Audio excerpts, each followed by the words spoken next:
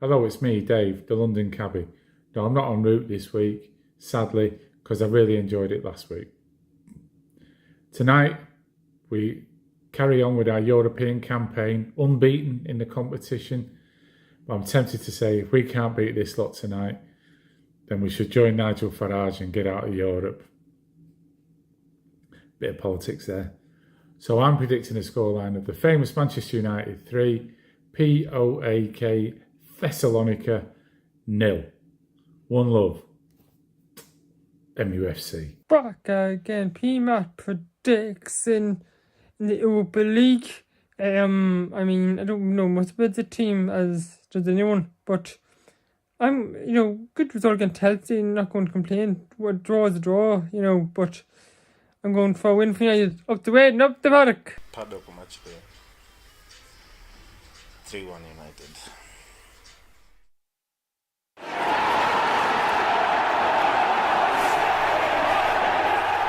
Hello and welcome to Stretford Paddock. This is the WatchAlong, Manchester United versus PAOK. I'm joined. We've got an absolutely stacked lineup today. Scotty's here. How are you? Very good, man. Looking forward to some Europa League. Some Europa League action. And hopefully there will be some action like there was last week. I'm joined by Nathan Ellington as well, with a fantastic looking juice next to you, I have to say. That's one of the best looking juices I've ever seen. The All bottle, fresh. the jar. All fresh. How are you doing? Very, very good. Very excited. I think this is the first time you've been on since the sort of manager merry-go-round, Yes, isn't it? So it is, we can have a little chat about that. Look ahead. Yeah. Look at what Van Nistelrooy has been doing. Ronaldo Brown is here as well. How are you? I'm doing great. I don't quite have a juice as nice as that, but it's looking delicious. I was going to ask you, what did you actually put in it? Because I kind of missed that. Pineapples, apples, mint. Mint. Yes, mint. Cucumber. I think that's it, I think that's it. Quite a bit, though. Very organic. It looks absolutely delicious, doesn't it? Get your thoughts in the comments. We'll have the team news coming up very shortly. But Scotty, this is Van Nistelrooy's second to last game, Europa League match. We haven't won in this competition or any European competition for over 12 months, which is just mad. How important is this? Is it important at all? Do you care about the Europa League? Does getting up to those kind of automatic spots bother you, or do you mind going through that extra knockout round? Like, how highly do you value this? I value it massively. I think this is probably our only chance of getting into Champions League football, or it certainly was before Ten Hag left United. It's a huge game, and I've been impressed with Ruud. He's carried himself well. He's not made too many changes because I think it would have been too confusing for the players. But I think tonight we'll probably win our first European game in 12 months. That's absurd that's actually a thing.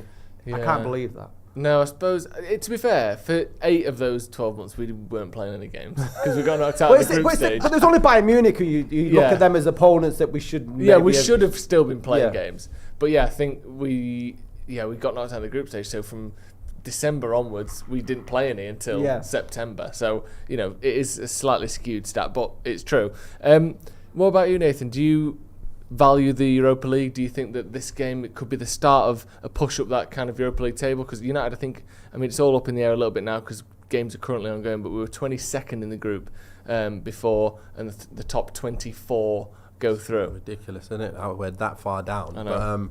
But, obviously, it's Europe. It is what it is. We're in this level at the moment, and we are where we are for a reason. Like, we can't hope to be in the Champions League only to be slapped straight back out. So this is where we belong at the moment with the squad that we've got and the way we're playing. I think it's something that we need to be happy about, because again, who likes to wait a whole week for a Man United match? I don't. No, I like to see games coming thick and fast, and so do the players. So news just in, because of current games, United are currently 26th in the Europa League table, meaning we are out of the qualification places. How does it work then? Just for an idiot. When it all got released, I didn't have a clue. So there's 36 teams in the group. Right.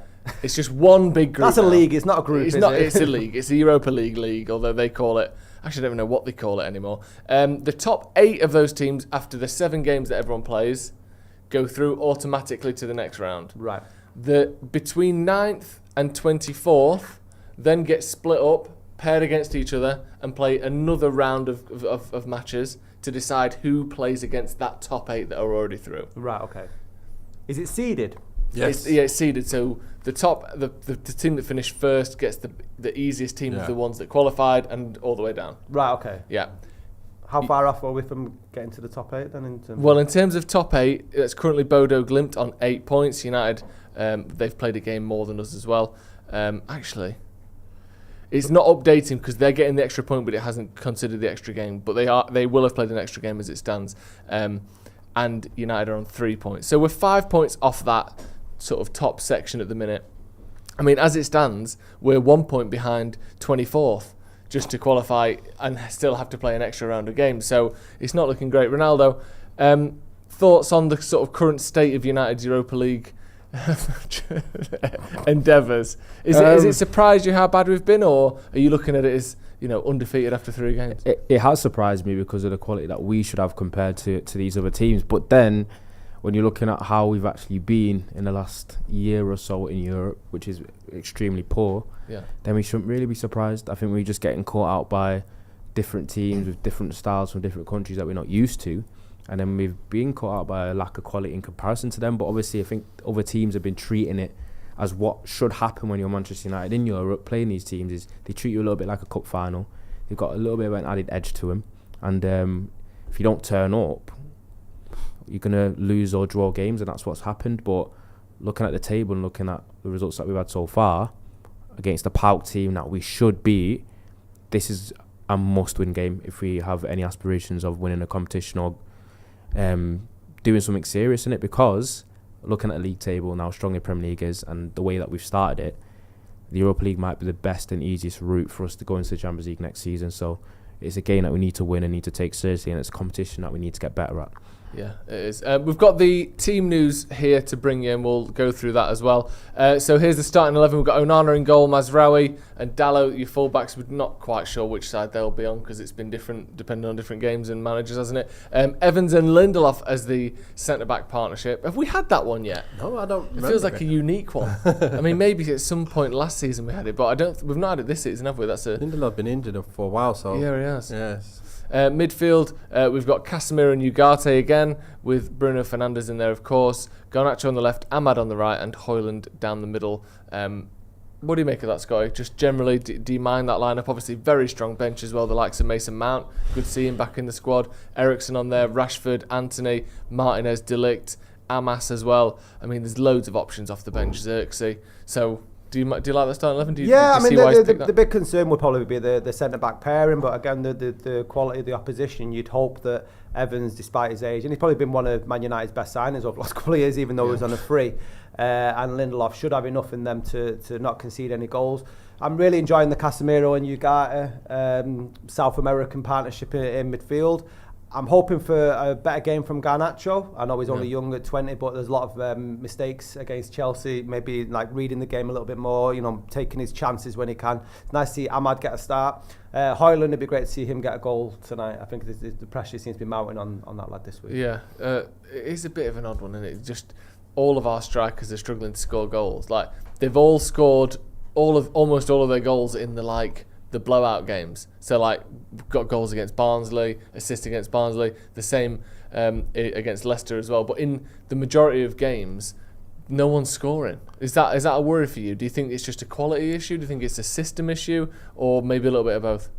I think really when it comes down to it, I think Ten Hag was not playing his best team or his best blend of players. So what we ended up having was a lot of players on the field, like our best chance of scoring goals right in the front line, but then nobody to really set them up. And then we'd do the other way around. We had loads of setters and no one to really finish it off as well. But the good thing with Ruud is I like this team in terms of what we've got available. Yeah. I think that's the best kind of setup you're going to need. You got to have Ahmad on one side and you got to play Garnacho or Rashford on the other, because they both look, Rashford, Garnacho, they both look to cut in and get shots all the time. They don't really look for their player. But I think Ahmad, he does like a link-up. He does like a bounce, get it back and then slot you in or whatever. But now you've got Casemiro and Bruno and Ahmad who like to do that all one-touch stuff. Yeah. So you've got 3 players there who can create chances. And Højlund is the one guy who really wants to get on the end of things. And he shouldn't have to get involved in the link-up. No. Just get yourself in them areas and we will create chances today. I wanted to talk to you about this because if I was Rasmus Højlund, I would be fuming with Garnacho in particular, but Garnacho and Rashford basically, like when they play, as Harvey comes through there with the waters, thank you very much. You spent so much time stood out around the corner, not coming across the cameras, and then as soon as we changed him, that's okay. Thank you very much. It's a classic liquid, isn't it? Classic liquid. If I'm Rasmus Højlund, especially if I'm a United fan, which he supposedly is, and I watched when Ronaldo was here and players couldn't stop passing to him even when they should be shooting, do you think that the Garnacho and Rashford and others look at Højlund and go, well, I might as well shoot because, I scored more goals than you last season anyway? Or what do you think that is? What would you do if you were Højlund, and why do you think they don't want to pass to him? I think that they're different types of players. I think that they feel that they can be themselves now that Ronaldo's not there. That's number one. So before it was, right, let's get the ball to Ronaldo. Everybody knows in their head, you know what, I'd better not shoot from here. Ronaldo's in a better position, or he might not even be in a better position, but I better pass it to him. Yeah. But now it's like Bruno's back to the normal Bruno in terms of not just looking for Ronaldo, of course.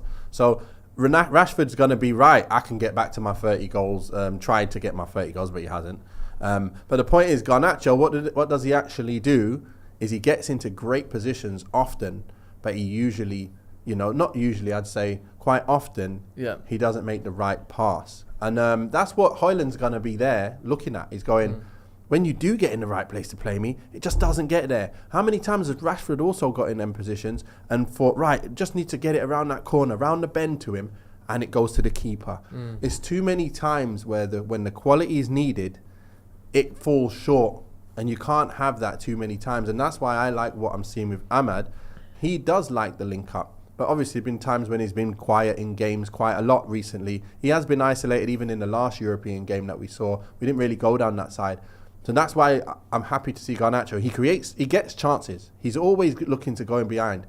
But at the same time, he still gets goals every now and again as well. You'd rather that than someone who isn't getting anything, isn't it? So you know what? That's what happens. I think it's just the way the players play and what their tendencies are as players. You have to, you got to bring in players who are looking to put quality in the box. We don't really have that in the team, do we? But really. I do like when Casemiro gets it and it comes back from the wide areas, he looks to put it first time in with the first touch round the corner. And Højlund's got to look to run round the back of all of them whenever he sees it, because he doesn't look up to do it. He goes, lay me the ball, bang, I put it in. Someone's got to come round. Just hitting that area, just sort of 6-yard box at the back post. Isn't it? Yeah, and that's something that I would be looking at, because I know that that's like an automatic thing. I know I can time my run for that. Everything else, you can't really time. Yeah. What do you think, Sky? I have a bit of sympathy with Garnacho, though, because he's only 20 years old, and I think just due to either the form or the performance of the team over the sort of last 12 months, there's a bit more weight on his shoulders as a 20-year-old than you'd usually expect. I think him and Højlund are at the same age, isn't it? Yeah, like, yes, he's not the finished article, and yes, he made mistakes against Chelsea, but he's probably been our best player over a lot of time last season, hasn't he, despite United playing quite bad. And I think because it's indicative of where Man United are as a team or a club at the moment, that we're putting it on him and then laying a lot of focus at him for not providing. We can compare that to Marcus Rashford, who's 7 years his senior. You expect him to be a bit more creative towards his centre forward in Højlund. Yeah. So I understand Højlund will be frustrated, and you saw it a lot with I think Mazraoui had a go at Garnacho because he was quite wasteful with some of his passes the other day. Casemiro did as well. He is only 20 years old. He is. So I agree he can get better, and he will get better, but I just think the United fan base at the moment needs to take a step back. Yeah, I think that's a fair point. It's hard, isn't it? Because you're watching a game and you're frustrated by what you're seeing. But when, like you said, when you look at the context of it, we shouldn't be relying on Garnacho. We shouldn't have as much of the sort of goal-scoring weight on his shoulders as he does. It's a shame for him that he's had to play as many games as he has and get the stick that he's sort of ended up getting, because he's a young lad who should have played maybe 50, 60 appearances for United. It was his 100th last week. Which is ridiculous. And most of them were starts as well. He's not getting sort of, bits and bobs here and there like Phil Foden got, or, other players tend to get when you're coming through from the academy. He's starting almost all of those, which obviously isn't ideal, is it? Ronaldo, do you have any thoughts on the starting lineup? Yeah, because following up on what you were saying about Garnacho is, in an ideal world, Garnacho would, at this stage of his career and his development, he wouldn't need to be starting week in, week out, and I feel like he's not quite ready or at the level. If United were better than not even better, at a level that they should be competing at, I don't think Garnacho should be the starting left winger right now. It's not to say that he could eventually be that, but it's more an indictment on the other wingers and forwards that he has to start every week because he seems to be the most threatening. He makes probably the best runs. He's got this like relentlessness to him that I really like. He's quite raw, alright. Sometimes his technical actions are a little bit off, but in terms of carrying a threat, he does always carry that, and that's why people thought that he'd probably be someone that's better as a substitute at this moment in his career. But he's having to start week. Wasn't there a start last season where he started? Was it like 30 odd games in a row? It was 30 in a row, yeah. Obviously, you got to think for a young lad, is that good or bad for his development? Is it good in terms of he's getting minutes, but is he going to get burnt out? Is there too much expectation? You know what happens at Manchester United, but I'm more seeing it not on Garnacho's. It's not Garnacho's fault that he has to start week in, week out. It's because he's performed and his output's been good this season and he carries his threat. It's more just showing that the form of the other wingers aren't very good. And that United probably, as I've said, I think we do need to go into the market for another winger. Yeah, I think we definitely do. You look at our options, and you got Rashford, who I think, he's on a lot of money, so the expectations are going to be very high. But he's someone that can perform and can have a good output. Not that he, often does or always does by any means. But then after that, it's Garnacho, like you said, and then Ahmad, who is a decent player, but has never proved himself at the top level. He's very inexperienced at sort of Premier League level. So that's not, you look at Man United, that isn't really what you would expect as our wingers. And then after that, you've got Anthony, who knows what the new manager will think of him. And, he's obviously a very sort of flawed or limited player. Like, when you think to the best teams in the world, Real Madrid are trying to find a way to get Mbappe and Vinicius playing. We haven't got anyone sort of half as good as either of them. Rodrigo on the other side is probably better than any of our wingers. Definitely. So it's exactly. So do you think it's weird though, because especially people have made out, especially at the time where Rashford was moved to right wing to accommodate Garnacho being on the left wing, that I thought Rashford had a decent start to the season, better than people made out. Yeah. And I thought outside of the output, I don't think Garnacho's necessarily been better than him in his general performance. But I think Garnacho was getting goals and he was getting cool assists, especially obviously people can argue it came against Barnes and against Leicester. But I don't know, the Rashford one's a bit strange how he got moved out to the right wing and his form seemed to derail ever since then. And then it seems like he's now lost his place and he's probably second choice on the left behind Garnacho. So it's just about what is the best balance, because I'm not sure we've actually found the best balanced front three yet. I think we've mixed and matched quite a lot. We've not got enough goals. We've not got enough ruthlessness in goal. No one's been clinical. But I just think the whole balance of the front three is not being perfect. I don't know if that's a quality standpoint or whether that's just a profile standpoint. But that's why the lack of goal. The lack of goals from that is, though, isn't it? Because nobody knows what system they're playing, and they're not getting enough time together on the pitch week in, week out to know each other. Sort of, I'm going to run into that space. You know my game, and they're not getting enough of that.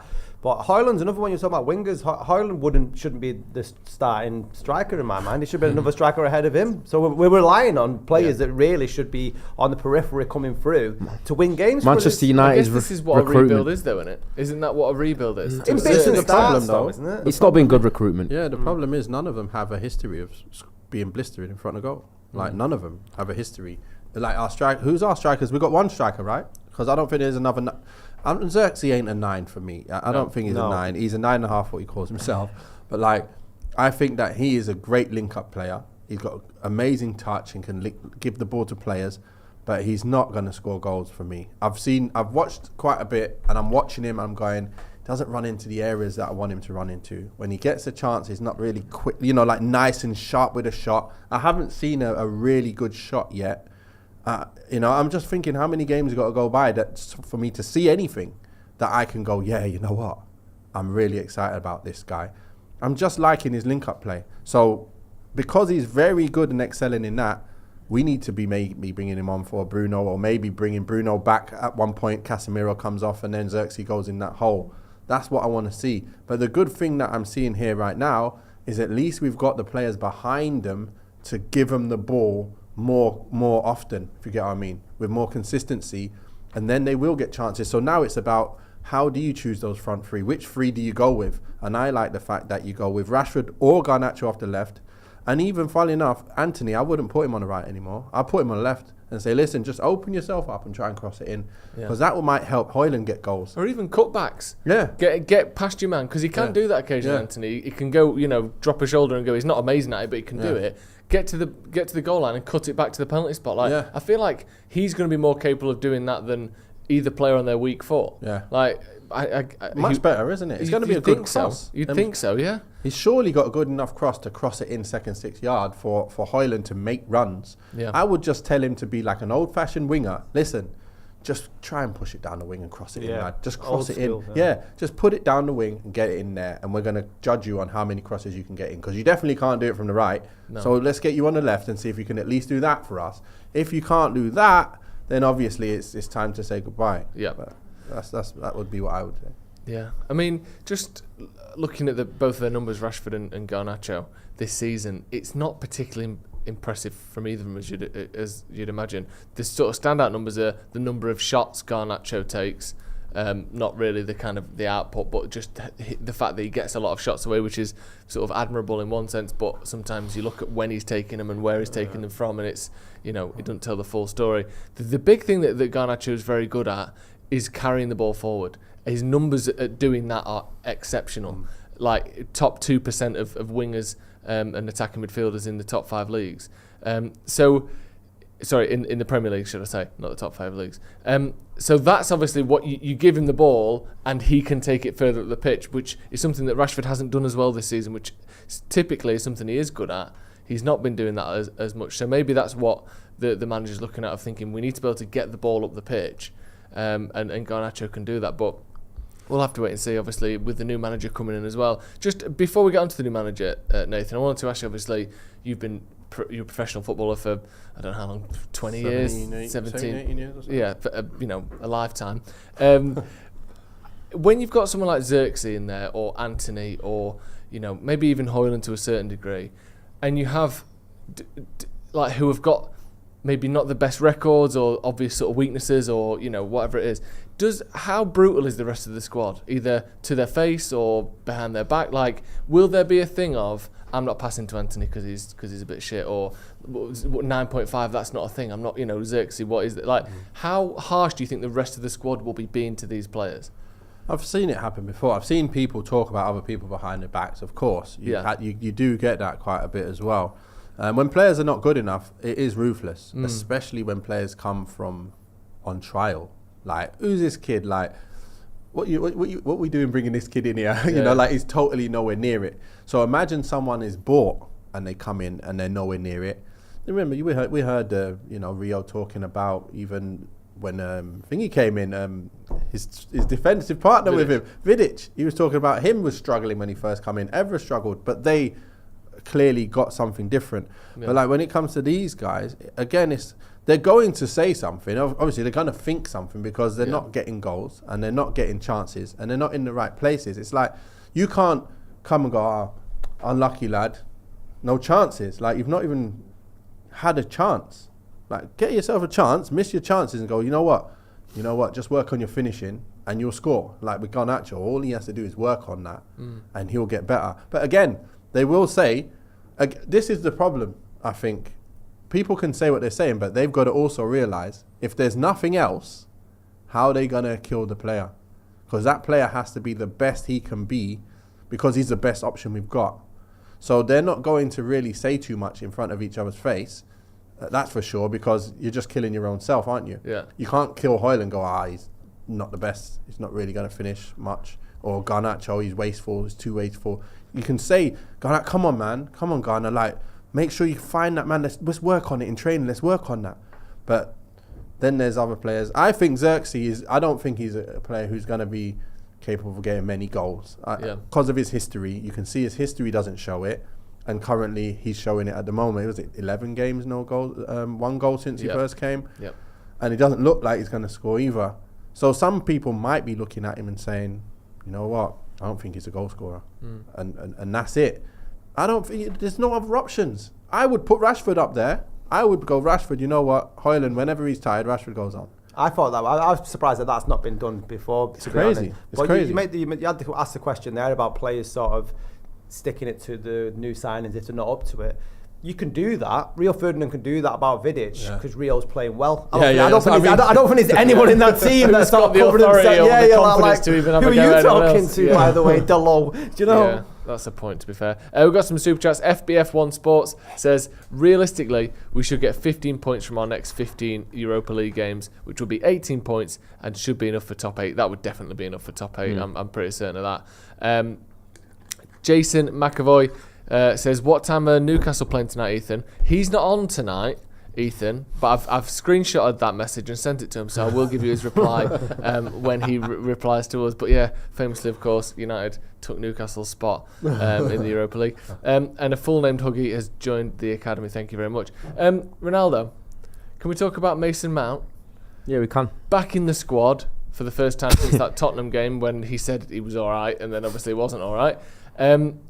Tonight, obviously, you're happy to have him back. And secondly, and more importantly maybe, looking ahead to the new manager, is this going to be a kind of a second chance for Mount? Because in theory, a sort of wide number 10 that can come in and create chances for others is literally Mason Mount to a T, isn't it?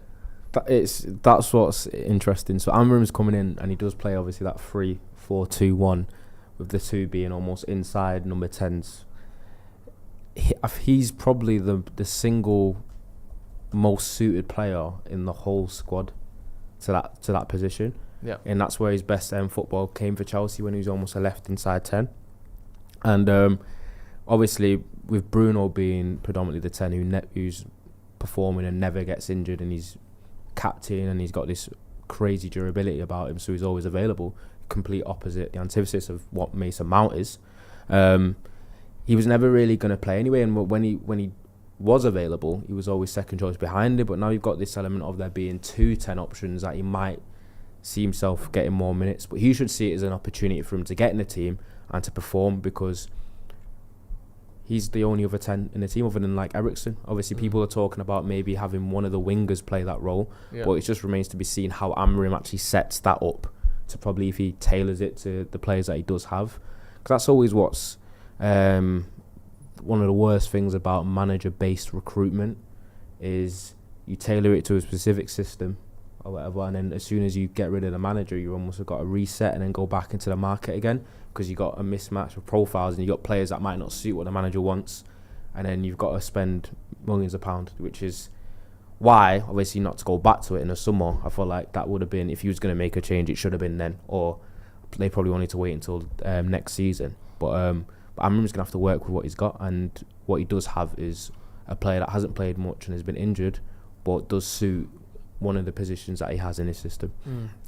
Just on Amorim, we've not spoken about it. I don't think you've been on the channel since Ten Hag got sacked, which weirdly is less than 2 weeks ago. It seems like a lifetime ago that Ten Hag left, doesn't it? What do you make of what you've seen of Ruben Amorim as a coach, as a person? Maybe some of the tactical stuff we saw against City, and generally, do you like that appointment? Well, he looks the part, doesn't he? Yeah. He just looks like one of them good managers. I swear we were talking about this the other day. He does. He's wearing the right clothes, his haircut's right. Yeah. He's got that nice tan about him. Yeah, he has. So yeah, he's got that European feel about him. But he does look like a good manager, doesn't he? Yeah, and he's done really well with that team. And obviously they took it to City and battered them, to be fair. Obviously they could have conceded a whole load of goals in the first half as well. But to go beat City 4-1, when last did United go and do something like that? I was just going to say, we've been lucky against City before, but we've never beaten. When's the last time we beat City 4-1? No. Genuinely. And they hurt them, though. They was getting in behind them all day long, and they were popping the ball out of the press, and they were doing really, really well as well. So I like the fact that he's been able to actually do that, if you get what I mean, like to build a team that could do that, were capable of doing that. So I like to think he knows the profile of player that he needs to make it work. If he's going to try and make it work, I'm sure he would have looked at the squad and gone, right, that's how I'm going to play when I bring him in, when I come. But also, I know what I need, and I'm going to go and find that type of player. They don't have to be expensive players. I'm quite sure January comes, he's going to be looking. I wonder if he's going to go to his own team and get players out of there. Is he going to do a Ten Hag or not? But look, they're done well.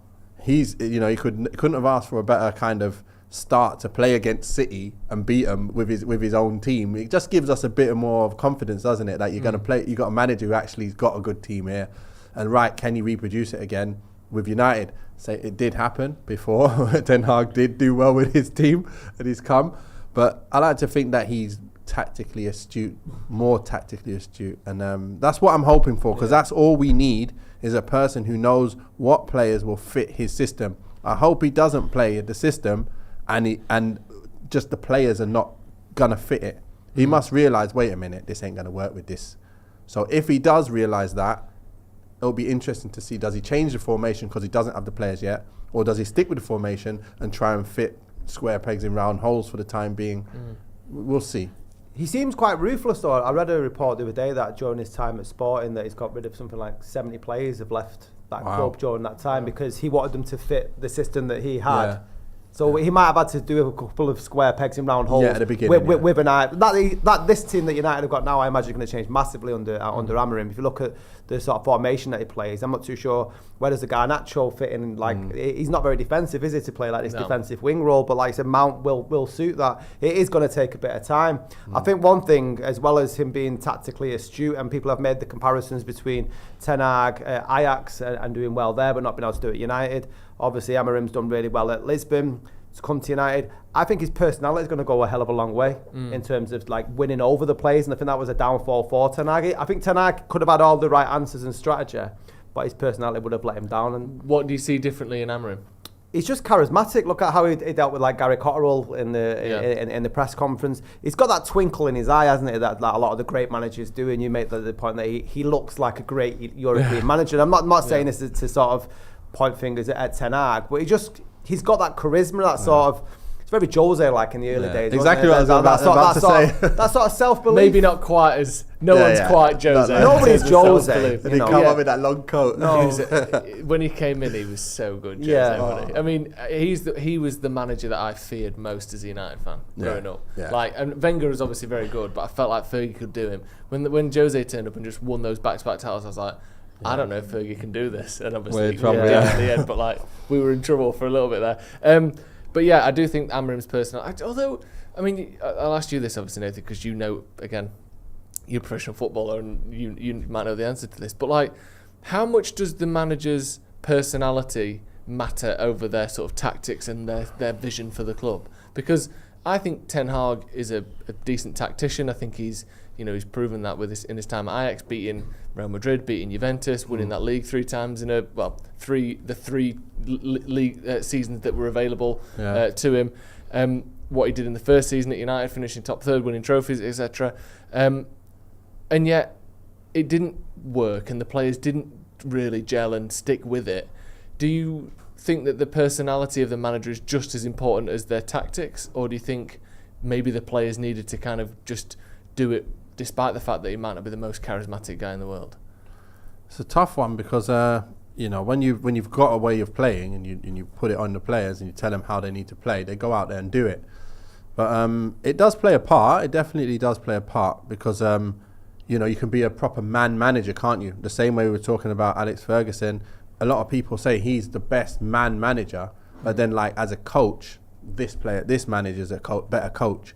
So you have to keep players on side. You have to get them thinking that, they're involved. You have to get all of that. And maybe he didn't deal with them that right. So that's kind of... and then when the results are not going right as well, you've now got a number of players who are not happy and the results are not going well. Then you start picking these teams that, you pick the starting lineups, which everyone's just like confused about. Like Mazraoui playing in the 10. Yeah. Or Eriksen with Mainoo. No one would have thought would play... I think was it Eriksen with Mainoo or Eriksen with someone else? The 2 older players were like, that was 3 years ago. Like, we bought players so we could not have old legs in there, and he's just gone and done that again. I'm like, what are you doing? Like, nobody could have ever guessed it. So when you do all them things together, I think it does make a difference. And like I say, more players will be unhappy if you've got a manager who isn't like that. I'll give you one. Even what's his name? Who's the one who was... who's the one who at half-time? Phil Brown. Phil Brown, yeah. That's it. So I went to Preston on loan. The rock bottom of the table, trying to help them get back up. He joined as I went there on trial, and then he just took me in because he watched me one of the games, put me in. But he gave me confidence because he got a group of the lads that he thought was his core, And he says, you guys, you do your thing. You guys are going to be the ones playing all the time. And Nath, you be you. Do whatever you want to do that makes you you. So it's like the shackles are off. Okay, I can be me again. So then I started playing like me. But before that, it's like, if you've got a manager that's telling you, don't make this mistake, don't make that, you don't play like yourself with freeness. So it can change. It is a massive, massive difference to someone like that. And he was big on, the mental side, bringing in people and psychology, making sure that you're really feeling positive and thinking positive on the pitch.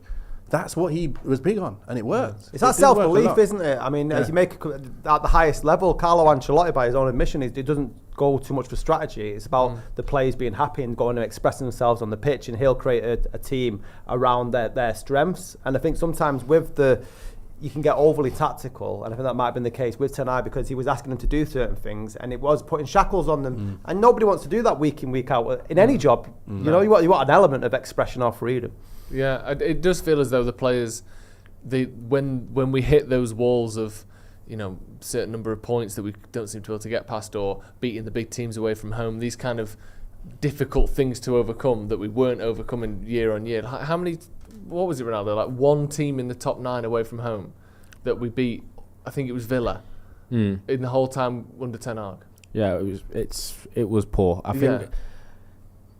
I think it was even worse for the top 6 in terms of how we performed against them. We just haven't been very good. At home, we've had a couple of results against Arsenal and I think we beat everyone at home against Liverpool, against City. But it was just going away to these big games is where we've been generally quite poor. Yeah. And if you look at our performance if you think about the best 9 teams, because I think I did some stats for Twitter a few months ago, our win rate and our just points per match against the best 9 teams in the league over the course of Ten Hag's tenure was just nowhere near good enough. Yeah. Wow. And when you're in a league format, you need to be taking points off your rivals, especially in the games that you do get to play them, because you can't always rely on other teams to do it. So if United have any aspirations of being a top 4 side again, never mind going for the title, we need to turn up in those big away games and we need to be much better. And what hurt me the most is a lot of these teams that we do play, it feels like we're getting beat convincingly, but it's almost like they're going through the motions when they're doing it. I think that's one of the worst. That's one of the worst ways to lose. You don't have to look good to score 3 goals against United. It's like that's the truth. There was a game where we lost. I don't know if we lost. Was it 2-0? Maybe just 2-0 to City, but it felt like City were just in walking pace the whole game. Yeah. That was under Solskjaer. Solskjaer. Yeah, I remember. It was just after the 5-0 to Liverpool. And that was one of the most excruciating games as a United fan. Yeah. That was almost as bad as the 7-0, just in terms of how it felt when you was watching it. It was like dads versus kids, and the dads didn't want to embarrass the kids anymore. They're like, right, we've scored 2, we'll just pass it around now and take the piss. It was horrible. I remember that game, and that has not quite to that level, but that continued under Ten Hag. Well, it felt like that against Spurs, didn't it? Yeah. Just gone, they looked like they could have beat us 5-0. Yeah. And easily at Old Trafford, we're like, what's going on here? Yeah. Obviously, we went down to 10 men, but even before that, chance after chance, we're like, Werner's going to score here. Yeah. And then we go down and there's no chance after that. Other teams that go down to 10, at least there's some chance. We've got 0 chance and we go down to 10. Yeah. How much of that is do you think is on the players? And because basically, what should the expectation be under Amorim? Because we're not going to get a whole new squad at Christmas, nor should we. But do you think that we can see a noticeable uplift in what the players are capable of? I think so. I think there's been a slight change since Ten Hag's gone. Yeah. I think it seems to be a little bit lightness around the way they're moving around the pitch, but he's not going to be an overnight change. But the players, they're not blind or deaf to the criticism of the fans, of the reports from ex-United players. They know they've not performed as well as possible. For them, for their sake, they've got to perform better under Amorim. Otherwise, they can it might be their careers on the line because there's a new manager there. And it can also say, right, well, we weren't performing under Ten Hag because of what we were being asked to do under Ten Hag. Yeah. And have some pride for yourself, man. You're a bloody footballer. You're getting paid a ridiculous amount of money for an honour for playing for the greatest club ever. Go out there and make sure you look like you're doing it. Yeah, I think this manager might come in and tinker with the players who you play with, like I was saying, the combinations of players that you're playing with, and play players in different positions that we might not have thought of. We're always sitting there thinking that player plays there, that player plays there. He might come in and go, you know what, I'm just going to try that in there. I'm going to go with that in there. I'm going to try Mount and Mainoo next to each other. Yeah, I'm going to do this. I'm going to do that. And we might just go, oh, okay, let's see how that works out. And that's where sometimes things will just happen. And you think, right, good. The same way like now. We do look a little bit better. Like you said, it's slightly better because Ruder's decided, right, I don't know why you were wasting your time not playing Ugarte. I'm just putting Ugarte in. Bam. There you go. Casemiro, you start as well. Let's go. So that already has brought a little bit more stability into the midfield, which meant the rest of them can now work at it. And all we now need to do really is work at that finishing and the chance creation. We get better at that. I feel like we're just playing okay, but we're just blunt. Are we going to play okay and then start really making some things happen at the top end? We're going to start winning games. We could have won that Chelsea game. Yeah. If we just had a little bit more quality about us, we could win that game. It wasn't far away. It felt like two teams similar. And look where they're in the league. Because they've just been a little bit more sharper than us in like having Palmer. Palmer's the one guy who like made the difference. Right? Not even in that game, I'm saying throughout the season so far. He's been the difference. And if we were just playing that exact same team every week like this and like, interchanging the players in the same positions, we'd probably have a better record and been a bit more consistent, slightly more consistent, I would have thought. But like we say, we needed Ten Hag to go to at least get most of the first choice players in the side. It's weird, isn't it, what happens as like managers come to the end of their time, like the risks and the odd choices that they make, and like you start seeing weird things. And like I'm surprised at how little we've seen Ahmad and Højlund play together. Like I just think like Højlund isn't really the sort of striker that's going to make chances for himself the way like like someone like Martial. I know he's not a great chance creator, but he's more of a chance creator than he is a poacher. Like he'd get the ball, go past someone and stick it in.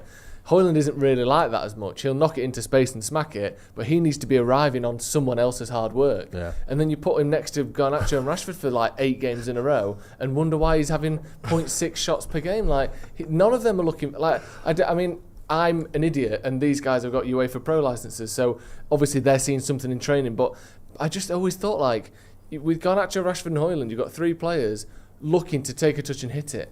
Like, how are they going to make chances for each other? I just think. And I'm not sure if if it's happened, it's only happened once or maybe twice at a push. But I don't even think we've ever seen Ahmad, Højlund and Rashford start a game together. And if we have, it's so few times. Like I just don't see why we haven't seen that. I don't get it. But maybe we will see. Even now, we haven't seen it under Van Nistelrooy either. But at some point, I'm sure we will. We've got some more super chats. Connor O'Hanlon says, to be fair to Eric, our 3 hardest games were the first 3 in the Europa League. No losses. The first 3 clubs seem way bigger than the next 5 we play. Am I wrong? It was Twente, Porto, and Fenerbahce.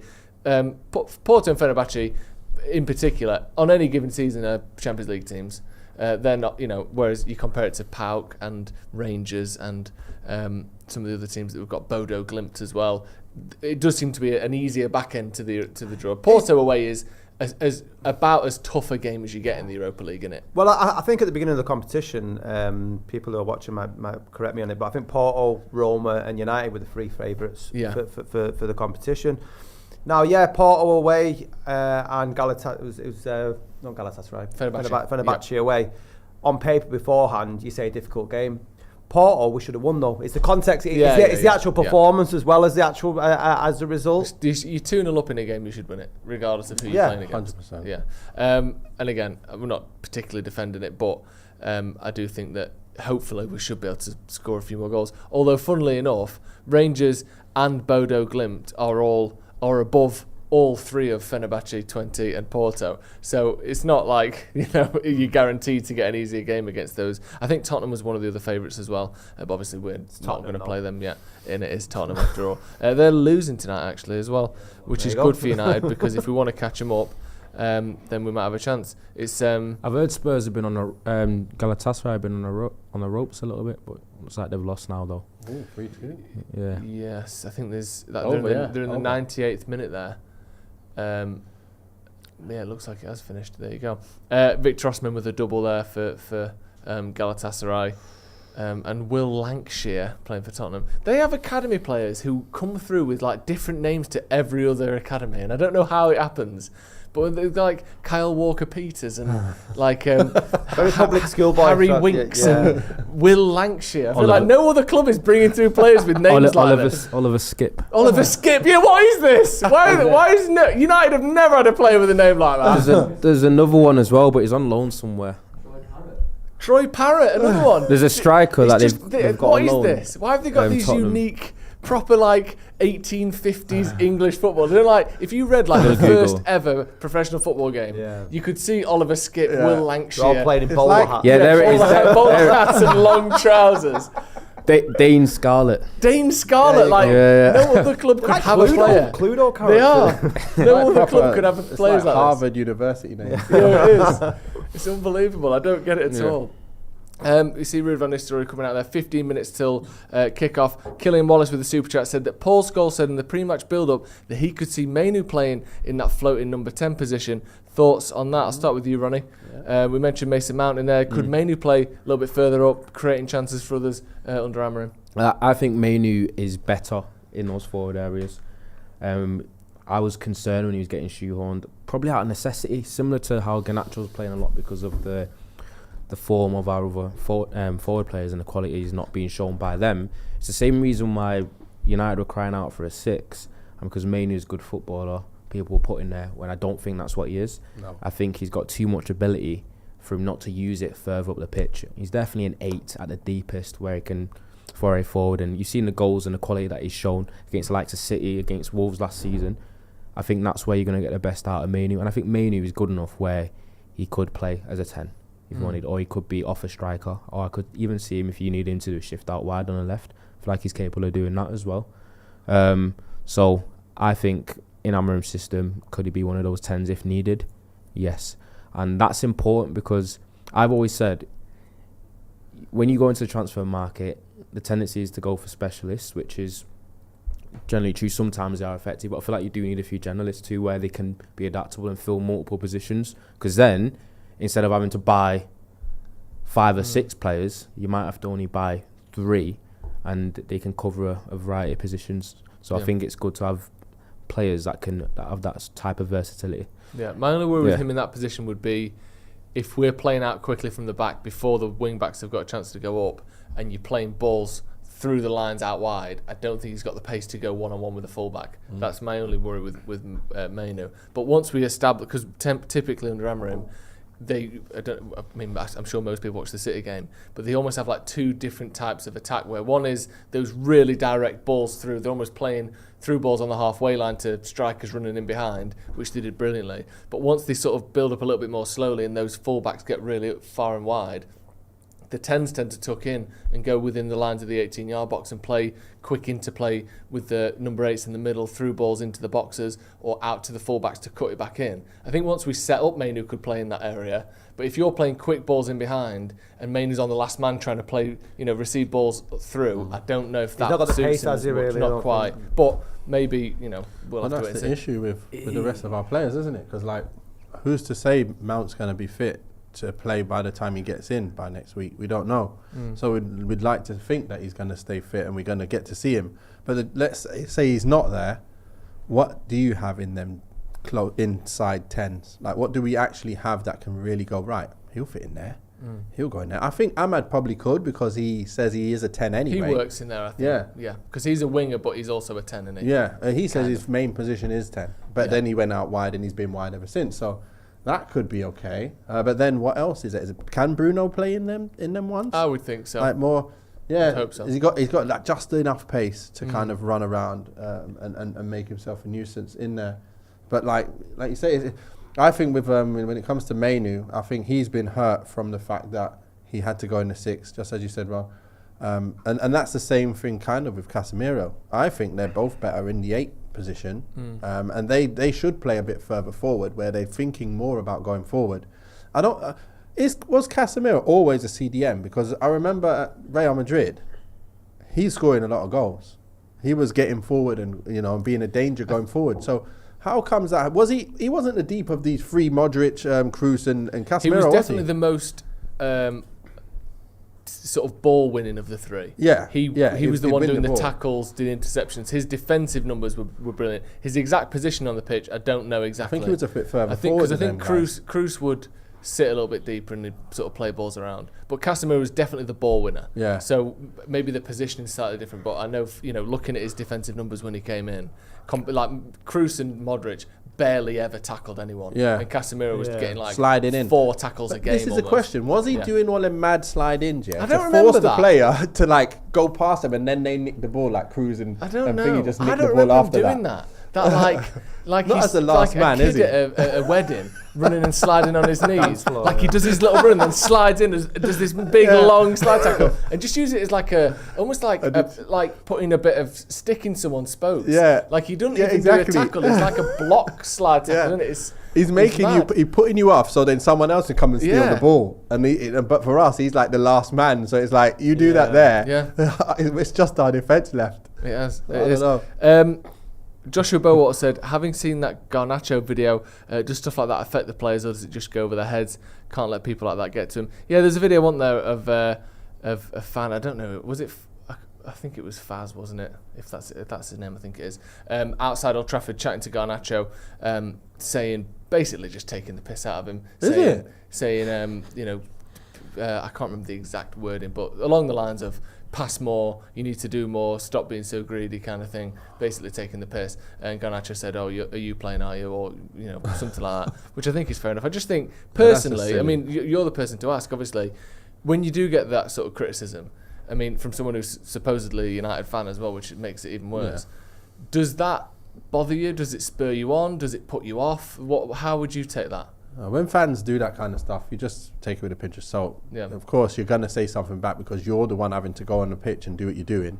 Like it's that easy. It's not that easy. It's only the elite that can do that. And if we're getting players that are not the elite of the elite, that's what they're going to produce. So you can't really be mad at them. We just got to be mad at the people bringing in the players, going, right, why are you not bringing in the elite if we need to be up the top 4? Yeah. That's the case. But when it comes to a fan, like when it's there in your face, it's weird. When it's there in your face, don't hurt so much. Yeah. But when you're reading stuff, it hurts a lot. Like it's almost like they don't think that you'll see it. Just to clarify, people in the comments saying he wasn't taking the piss. I don't mean he was taking the piss as in he was joking. I mean he was taking the piss out of Garnacho. Yeah. Yeah, he was being serious and he was being a knob. It wasn't a joke. It was, I think he was probably doing it so that everyone would react to it, because he did the same thing to, who was it he did it to before Ronaldo? Do you remember? There was a clip a couple of months ago.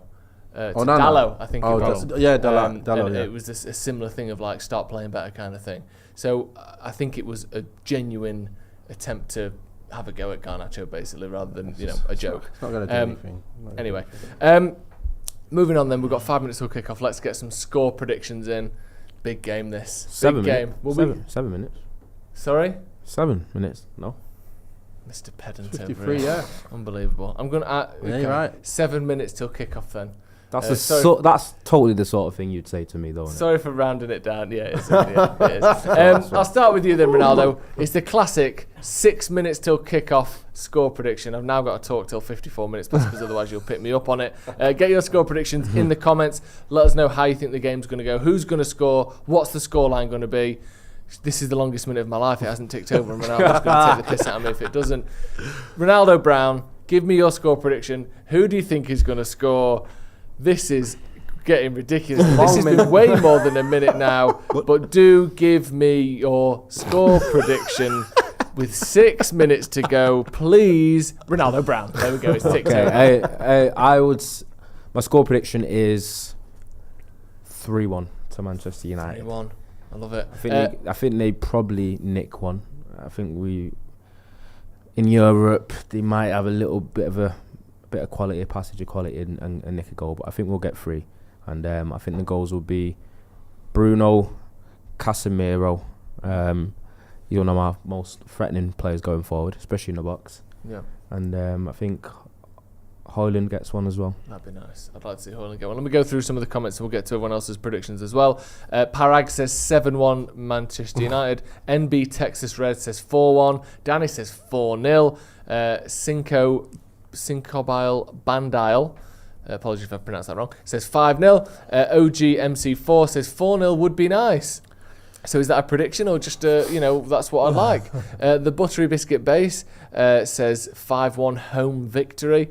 Nathan, score prediction? What are you thinking? Just thinking they won the league last year, so they're not like pushover, are they? They can't be a pushover, can good. they? And it's not the best league, but obviously they're top. They won the league, so they're gonna have something in them that makes them a little bit of a pressure. Give us a little bit of pressure. I'm going with 2-0. I think we'll win 2-0. I think we've got the players to do it. Yeah. I think Højlund will get on the score sheet, and I'm gonna go with Casemiro. Højlund, Casemiro. I see Casemiro's just good from set pieces, isn't it? Isn't it weird that like some players just have a sort of heat-seeking head when it comes to the ball, finding them. Like a magnet when it's he's in a weird, set isn't piece, it? Like there's some certain players in history who just get like Sergio Ramos. Yeah. Like he just gets headed. Like I know he scored a lot of goals with his feet as well, but he would just get on the end of things where others wouldn't. And like someone like Vidic would seem to score a lot more goals than Ferdinand, even though Ferdinand was good in the air and he was bigger, and yet Vidic had that finding the timing to bang him in. Sorry, Scott, give me a score prediction. It's fine. Where are PAOK in the Europa League? Whereabouts are they? What's that? What form are they on? They are. I mean, they're better than us, right? Which doesn't I really mean, the narrow bar's it down. pretty low there. Let me just double check. Sorry, I had this tab open and now I've lost it. Here we go. Europa League table. Oh, it's not looking good. They're down to 32nd. This is, like someone said before, this is a relegation 6-pointer in the Europa League. We are down to 32nd. No, they're 32nd. We're back up to 24th. So we're higher this than is them. unbelievable. We're back in the qualifying spots. So we're higher than them in the Europa. Yes, we're literally holding the worst qualifying spot of anyone. Yeah, because we ain't won a game yet. That's true. But we're one of only We'll win today. That's for sure. 8 or 9 undefeated teams in the competition so far. I'm going for 4-0 Manchester United. I'm going for Rasmus Højlund 2, Garnacho 1, and Casemiro. Everyone thinks Casemiro's going to score. 4-0 Man United. What have they been battered like in the last few games? I'm just getting silly. I'm just optimistic. wondering. I said 5-0 against Leicester. What's their results been like? Have they been getting battered somewhere? Like I'll tell you right now. against anybody? They've conceded the most goals of any team in the top half of the Greek league. Only by one. They've conceded 9. Have they scored the most? The most for them, but they've also scored the most as well. So Open game. they're second in the league, aren't they? Yeah, they're second in the league as it stands. I'm just gonna see their. If they've been recent slapped results. by another team in this league, maybe we can see they that. lost 1-0 to FCSB, which I think is a university run by Gary Neville. So What was he called? What? FCSB. Then they lost 3-1 to Galatasaray, who just put 3 past Tottenham, so they're no pushovers either. And Yeah, what was the other one? Drew 2-0 with Victoria Pilsen. So let's be honest, they've had a couple of easier games and not managed to beat Victoria Pilsen or FCSB. So Galatasaray is a bit more difficult, obviously. What do you think this game means for Ruud, Nathan? Do you think that he'll have a place when Amorim comes, or is it? I like to think so. I like to think he stays and he helps in some capacity, striker coach, just maybe number 2, maybe not number 2, because you might want to bring his number 2 with him. You know, people always bring their number 2s with him. So as long as he's in and around the squad, he's already done well as well to not lose yet and to look a bit better. Like if they lost, it wouldn't be like that feeling of, oh my gosh, what you doing kind of thing. He's picked a good enough side where you go, you know what, they lose. It's just the players then. And that's what you want it to be. Any manager wants it to be pretty much like that. And, you know, he can just leave with dignity if he does end up having to leave. But also, he can say, you know what, when I got handed the reins, I did my job. Yeah. I did what I needed to do. And that's what he could be proud of himself, whatever happens. Yeah. In terms of my score prediction, by the way, I'm going to go for 2-0 to United. I feel like we'll keep a clean sheet. I know the defence is slightly changed, but we've actually been all right defensively this season. Not much more than all right, but you know, in the league at least, I think Onana's got more clean sheets than any keeper. Yeah. So we're capable of keeping a clean sheet, although we haven't done many of them in Europe recently. So we'll have to wait and see. Ronaldo, what do you know about PAOK? Anyone people should be looking out for? Do you know much about him? I know next to nothing about him. I know they've got that Tyson that used to play for Shakhtar Donetsk. I also know they've got Stretford. I've always pronounced his name incorrectly, on the bench. He was a Manchester United Academy graduate. But outside of that, I know absolutely nothing about PAOK. I know that they play in Greece. That's very good. Well done. Really good indeed. Let's see how they get on. Were you saying before that you played against PAOK? Yes, played against PAOK, played against all them teams in the Greek Super League. Did okay in the league, to be fair. I played for a team called Skoda Xanthi, Xanthi, about an hour and a half from PAOK Stadium, Thessaloniki. So it used to be a nice drive to go there. It's pretty much like the Birmingham of UK. So like London is like the Athens, but Thessaloniki is the next place. And it's a big, nice place to go. Nice city, and obviously they were always a good team. So that's why they're still up there now. They've won the league, haven't they? So Did you notice the difference when everyone goes around Europe and they say they play defensive type of football in Serie A? What was it like for you coming from another league into the Greek league? What was the big changes at the time? So basically, it's like they had a lot of. Denilson was there that year. We had Jabril Cisse was there. Denilson was at a team called Kavala, but he didn't play. He just went there and they didn't play any games. But you had Cisse at thingy. You had Lua at Olympiacos. Cisse was at Panathinaikos. So you had like a lot of good attacking players. My team, we had this Brazilian called Marcelinho, absolutely sick. Like he's played in like UAE now, and I think it's wherever it is, but he's unbelievable player. And so we had this Argentina player, like a bit like Tevez. So we had a few of these other players, and it's like there's always really good attacking players, but then it's like defensively nobody really likes to defend. So it's basically a team full of let's get goals, but that was a dream for you then. Yeah, it was. But at the same time, it's like people got to see you often, and if they don't see you, you're obviously not going to score as much. So you got to have people to take advantage of the gaps, and no one's even marking me. Just give me the ball, give me the ball quick. So that's what used to happen. But then they don't always give you the ball. So it's one of them ones. But it was fun. It was fun to play in, and it's good the fact that anyone wants to play in a league where it's top heavy in terms of attackers, not so top heavy in defenders. So yeah, it was good. That sounds great. That just the weather's just fantastic. It's amazing. Training in the evening as well. So you get up when you want, have coffee in the day, chill you out. Can see why. I mean, I'd do that. Goal again Skoda Xanthi in Greece, north east Greece. Yeah. So it was the owner. He owns Skoda cars. So yeah. Is Skoda Greek? Yeah. I didn't even know that. Yeah. I never knew where Skoda was from. Interesting. Never Right, knew we've that. kicked off. Sorry, that meme. I love that. What is it where they're selling drugs from like a And he's like, takeaway van or something? He gets asked by the news asking me, and he's like, what? I never knew that. But like he just looked like... He looks like he's there for that very purpose. Yeah. That was a nice little touch from Ahmad. He looked like he was collecting, basically. He's found out that they've been caught on that newsreel. Just right then. Then and there. Yeah. I never knew that. Yeah, we kicked off. What? Nice quick moving. That's all we want to see. Yeah, good start. Was it not when fast food was laced with cocaine? Yeah, something like that. Yeah. Ahmad taking an early knock. Oh. Why you got to foul him for? Leave him alone. It's not bad. It's It's nothing. Get up. I'm surprised he's even stayed down No, there, yeah. Get up. Do you feel like teammates are as critical to or players are as critical to their teammates as they used to be? Because when I saw Casemiro screaming at Garnacho last week, I thought, I feel like I don't see that as much as you used to. No, it definitely It is in a happens. sense. I Yeah, just it don't think you happens. can see from the TV. Yeah. You just don't right. notice it as Yeah. much. It does happen still, yeah. Because you always hear these things, don't you, about like managers saying that players are so different now and they don't take criticism as well. You can't be as harsh with players. Yeah, that's true. Like I wonder if that extended to teammates as well. I guess it's probably not as strong as it used to be, but it still definitely happens. Because when I go and watch games, you can hear it. You can hear them all talking and stuff. So that's good. They still got that going, and you still have to be made of a certain thing about you. Yeah. I know it might not be as potent as it used to be, but you still have to be built differently to be a player and be able to handle that kind of stuff. Yeah. It's like you're on a ship, isn't it? Everyone has to be their own captain. Ahmad again getting tripped up there. Great start by United. Yeah, those it's first a good 2 minutes. start. Oh, that's a terrible touch ball. from That Garnacho. Garnacho.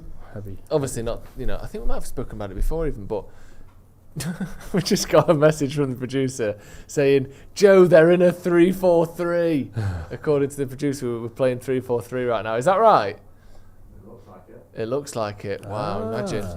Is it? Oh, is that what it is? We'll have to have a little look at that. I'm not. I think it's just the normal, usual way it goes into the build-up. Yeah, because they go a bit I don't know further if it's forward, actually don't they? 3-4-3.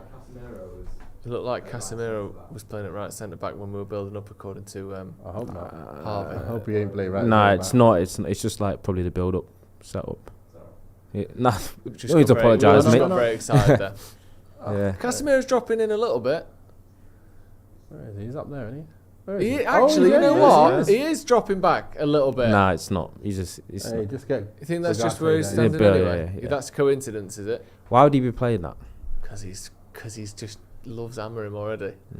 I mean, It at the makes moment, sense to do Casemiro that, is our deepest player in build. Yeah, but it's just in the build-up. He just dropped Might a have bit. It's just not. dropped It's not him like for the that, actual starting position. No, it is. Get them running. Look. No, I agree. I agree even with you. Delow's inverted. Then. I agree with you. Yeah. Bloody hell! Come on. Delow's completely inverted. It sounds like something that would kill you, doesn't it? There we go. Completely flipped Play that inside long out. ball. Just you touch. Don't worry about that. Not bad. Not bad. Do you think Amorim's had a conversation with Rude? Yep. He said no, saying though. he hadn't, hasn't he? But why would they not have? Because he's not signed yet, I guess. Because he's He's nothing still to with do his with club. He's Rude's nice. yeah. Rude's nothing to do with him, innit? I know, but Oh, it might just be as a little handover piece of like, you know. Not yet. Good I luck, think- and yeah. I'm Yeah. looking Amorim forward might to just see- be- not Am- necessarily telling him how to play, but just a like a greeting. Amorim might just be saying, thanks for being interim, see you later. Yeah. What about Wilcox then? Obviously, you've got this manager coming in with this new formation. Do you reckon Wilcox is saying that? Do you reckon they've had any input? You'd hope so. And I don't mean completely telling them what to do, but you'd assume that the team above the manager kind of is telling them, you know, this is what we want, or we brought you in for this reason. Yeah. Hopefully it's because that they think what Amorim does for Sporting can work for United, rather than trying to make him change everything that he did there. I think it'll be interesting to see if he does definitely go with a 3-4-3 or a 3 at the back of whatever description, because it would be slightly concerning to me almost if he didn't, because then you immediately see that he's compromising his. But what you got? Well, yeah, what have we got you for? Yeah. Really. But then do you look at it and go, it doesn't suit the players? Yeah, but then why did you get him? Like, why not get a manager whose tactics do suit these players? Like maybe the thinking is as a Oh, shit. almost. Oh my gosh. It looked worse than it was did, actually didn't there, it? but Yeah. Casemiro blocked a shot from PAOK from the edge of the box, and it looked like it was going in. But luckily, he got enough of a deflection on it that it just went to Johnny Evans, who could clear it away. Aren't they looking a bit bright, you know? Yeah, there's good incisive play to get there from him. Yeah. Yeah, would you be surprised, Ronny, if he comes in and starts playing a 4 at the back? Or do you think he might have to do that for a while? I think he's going to play his usual system. He just might tweak it slightly. So what's going to happen to Rashi, Garnacho, Ahmad? All them guys, like, where are they going to play? If Højlund's up front, like, then you got 2 in behind him. Who are those 2? Like, what do you do? I can see Rashford being one of them. I Or could, Garnacho yeah. being one of them. I don't think you'll see them both. I think you need more creativity in there if you're That's losing what I out in the mean. midfield. But I think you could see Rashford and Bruno doing those 2 jobs. Do you not see Xerxes and So that Bruno? being our team Maybe. then? Xerxes and Bruno sort of would be the fit At for times, me. yeah. I just don't think Xerxes is as good a player as Rashford. Just overall. He And doesn't cover the ground like that No. either, so... I think one of the current wingers and a Bruno, or one of the current wingers and Mount, or whatever. So then... Personally, I don't know. We'll have to wait and see. So then everything depends on those 3 players then, because really, like, we got currently 4 players, isn't it, at the moment, trying to go forward and do stuff. So it'll be 3, and then it'll be more defensive-minded players. But then you got the wing backs providing that width when you're attacking. So Mazraoui definitely would be I him. think Mazraoui and and Diallo Diallo. both work. Yeah, so it's going to be them. Pretty much they're there now. So Yeah. what's going to change is one of them attacking players are going to be not on the field, Yeah, and there'll be another centre back. midfielder or something. Oh yeah, and another centre back in. Yeah. So you lose one of the front 5, Yeah. and you gain a centre back. That's basically. Yeah. So for example, let's say Ahmad isn't playing, Yeah. and then Euro's on the pitch, or Yeah. Delict. Yeah. That's the difference. But more likely it's, maybe it is Ahmad, but Yeah, I'm just saying, like, Yeah, just yeah. take one off and Yeah. see how it looks. yeah. That feels a bit like we're feeling even more blunt. For me, it feels Yeah. like that.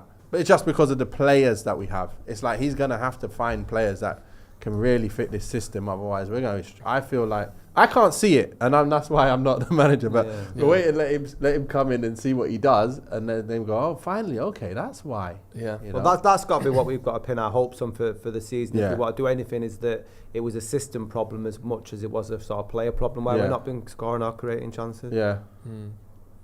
Because you are losing a player that's more attacking, sort of gifted in terms of their attacking abilities, and replacing them for a defensive player. Yeah. You have to hope that this, like you said, Scotty, that the system overcomes that. That's and that sharp though. It's like our attacking players, I don't see any of them being like, you know, like Van P was just a sharp guy. Yeah. Like Rooney, bang. It's just a goal. You just know that they're just goal scorers. They just got it in their makeup. They're just killers. We don't have killers. Like Rashford is the closest thing to a killer we've got, I think. And he ain't killing anyone at the moment. So, no. And then Højlund is the next one, and he's still a little bit on the, you know, not sharp. Like you get the knife in it, and you want to just like sharpen it. That's what I want to see my strikers. They're but the system's not allowing him to get the chances to do that. Do you know what I mean? You talk about sharpening, but if he's not getting enough chances or the passes to him, what was it? A 0.6. There's your Casemiro ball there. Yeah, that's exactly the one you spoke about before the game. And Højlund kind of half went for it. Yeah. But there wasn't quite enough lift on it. He didn't get to the back post like we said, did he? He was stood too far to forward, but at least he put it in first time, and he's in between the He's defenders. good at that passing, Casemiro. Yeah. Just first time hooking it over his shoulder kind of thing. This is the thing, if someone else does that, they haven't got the quality to get it right in there for some reason. And I love the fact that Casemiro brings that to our team. Yeah. Simple ball, but it's just like, it still needs someone with a quality to do it. Yeah. Keeping the ball well. Right, finally got our foot on it a bit. A lot of players in that area as well for United. Nicely spread out. At times under Ten Hag, we'd almost have, I don't know, other teams do this as well, but we'd have 5 men across their back line almost, and then no one to give them the ball, and the runs off it didn't seem there. I think one thing that I noticed about Sporting, and you notice about all the top teams, and they're runners. They're running, just constantly running off the ball, constantly. Lovely by Ahmad, unlucky there. Little drop shoulder. But just players pass it and run, like sprint, and then you find the run.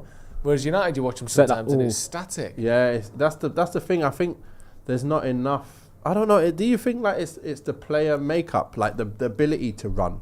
Like I see Mount being able to do it. Yeah, Mount does it. runs. Yeah. He just runs. Bruno runs. Yeah, but it's like we don't, as a team, just know like when he gets the ball, you're running past him, and you're also running past him, so you can slot him in.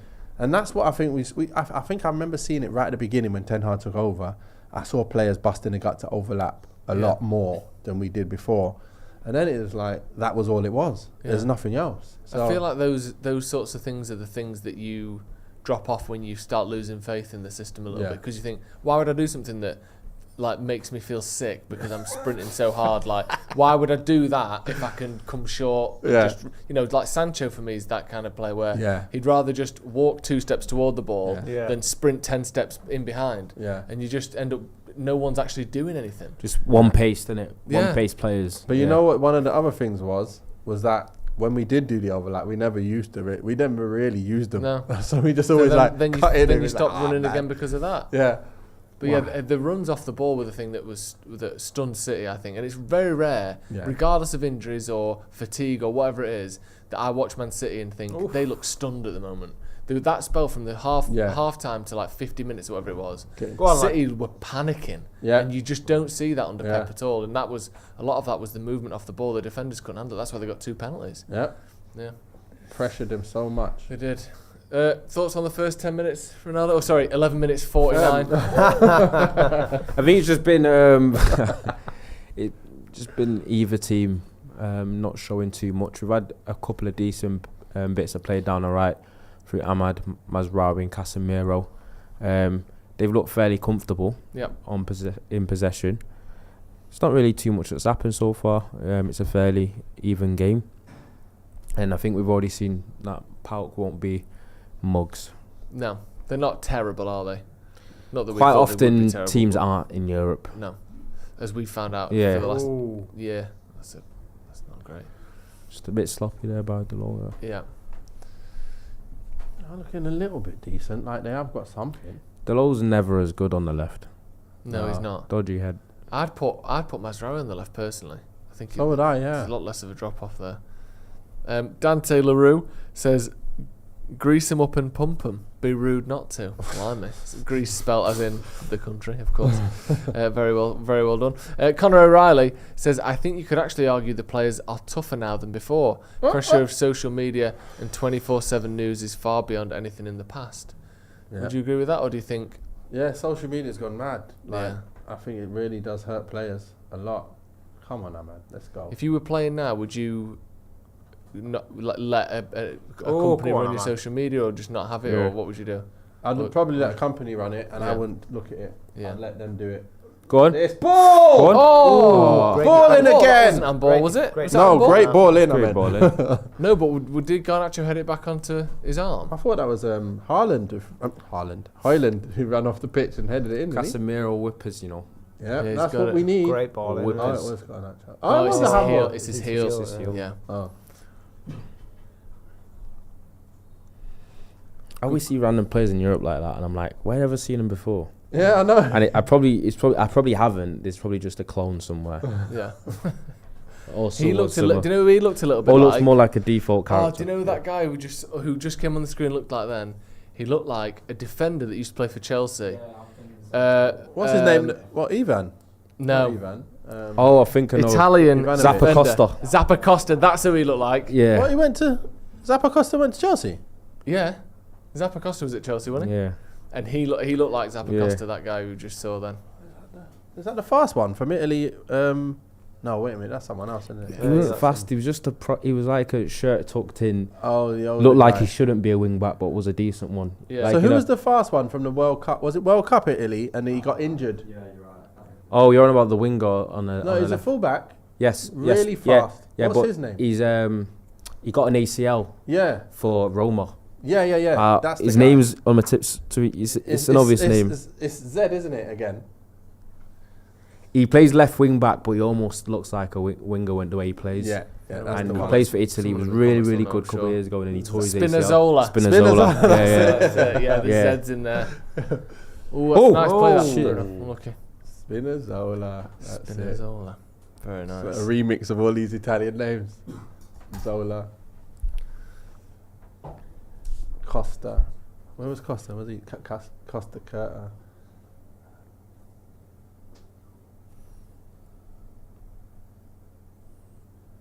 Onana up to Diallo. Nice, That's a nice nice. little header, Great that back move, to that. Garnacho. Not the best ball. Yeah.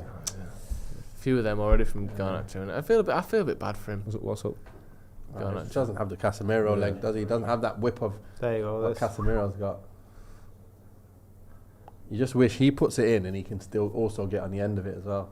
Yeah. Look at that ball. Perfect what you want to see. He was going back across goal, wasn't it? I don't think it would Yeah, have. it wasn't going to go in. No.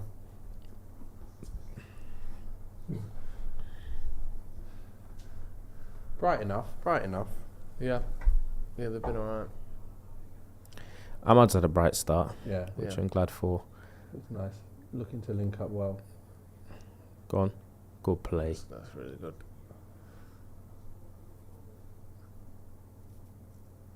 Like that for Bruno was just standard stuff, but like there aren't many players in our squad who do that consistently. Oh. Brilliant by Ahmad. Hey! Ref! No, I don't think so. On the ball. I think he Was got that- the ball. Did he? I think he stopped the ball with his foot, and Ahmad like kicked into the ball and tripped over. Every time Ahmed goes down, it looks like it's going to be a bad injury. Oh, Is that not a doesn't foul? get the They don't ball. touch the ball there. I think that might be a foul. Let's have a see that again. Hey, Foul, he's that's kicked a him! foul, that's a That's a penalty, That should be a seriously. penalty. They've got VAR. Yeah, they have. That's They got gotta be a VAR, penalty. and Ahmad, please take it. Yeah, he hasn't got. That's he hasn't, VAR. Surely that's a foul. Come on. He hasn't got the ball at all there. Surely that's a go and look at the VAR screen. Yeah, there we go. It just is a Penalty foul, check. isn't it? Yeah, he's He kicked steps his across leg. it. Yeah. I thought he got the ball, but he didn't get the ball at all. That's Come got to on. be a penalty. It's got to be. Come on. Ronaldo, thoughts? I think that's a penalty. Yeah. And if he's injured and hurt, I'm pissed. Yeah, but he's been injured and Is it a hurt corner? every time anyone's touched him 'Cause in the he's- game, to be Yeah. fair. Take over. He started bright as well. No penalty! Oh my. What? Why is that not a What? foul? He didn't touch the ball. What? Let's see that again. Why is that not a foul? What? So he kicked him And then stepped across him as and well. didn't touch the ball. It's a bit soft, but it could be given. I think that's a penalty, personally. But he didn't touch the ball. He kicked him. He's put his Maybe leg out to maybe stop they're to get the saying ball, not and he hit enough- him. Yeah, maybe. Not enough contact, not enough weight behind it. I don't know. I think that's a penalty, personally. I thought if you kick someone Yeah. trying to get the ball and you didn't get any of it, and you kick the player down, Oh, that was a lovely pass. play someone in. No chance.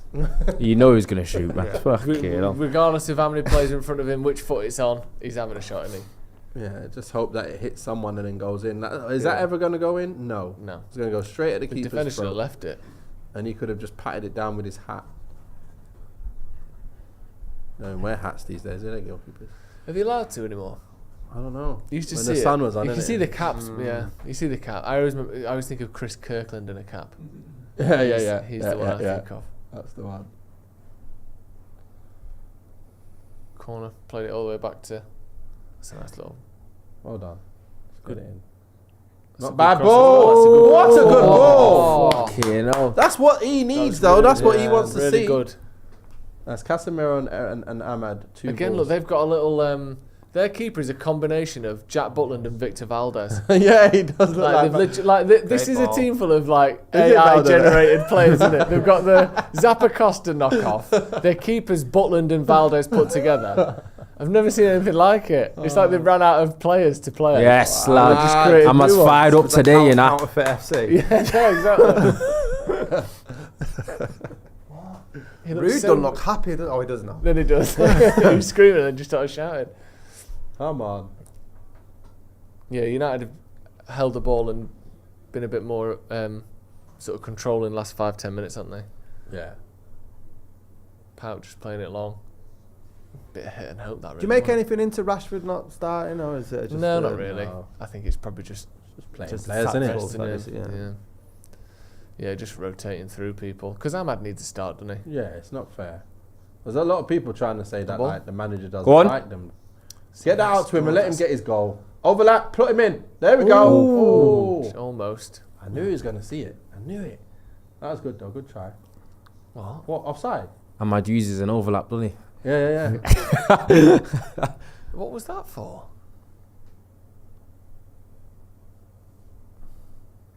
How did he foul?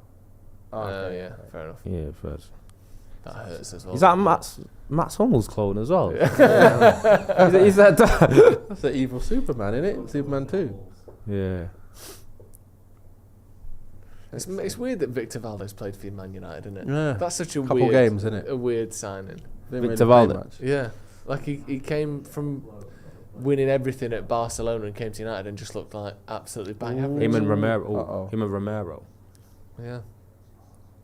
Oh, we should have kept Romero. I felt for Romero, man. I liked him. to be It's a fair. great Fucking hell, pass, that's a that. pass.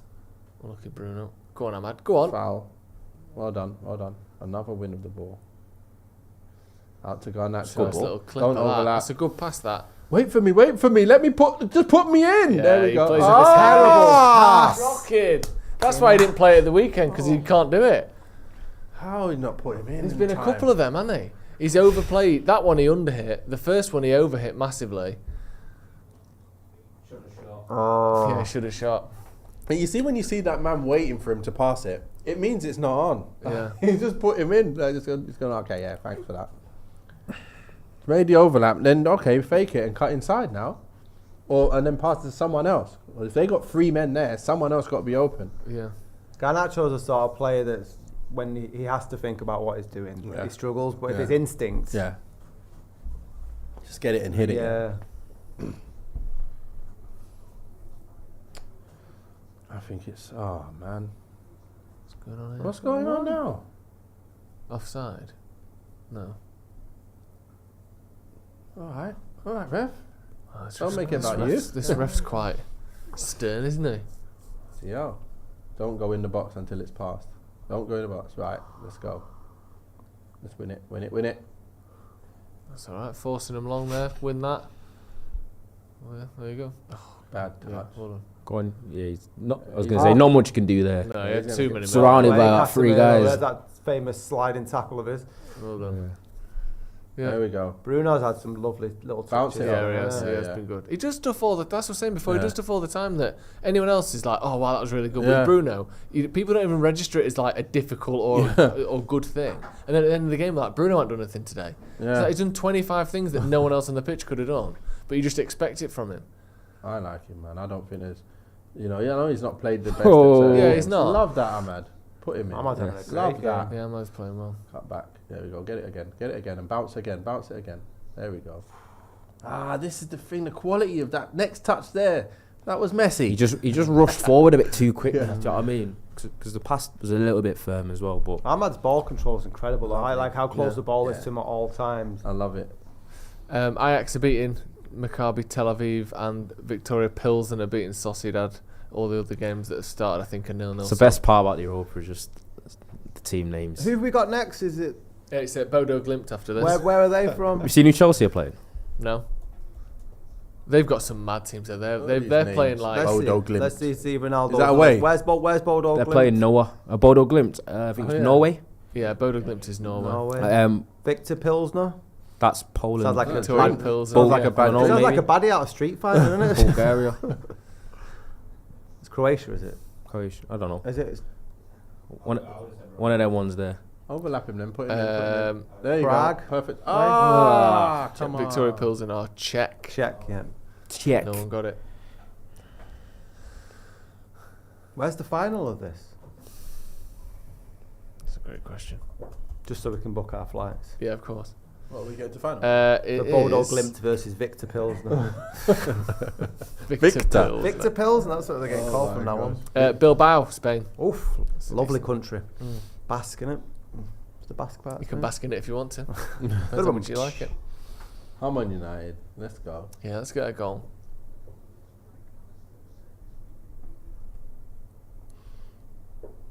Yeah, I think Rude looks the part as well. He's doing his job. Yeah, he's got the look. Wearing the right clothes. Yeah.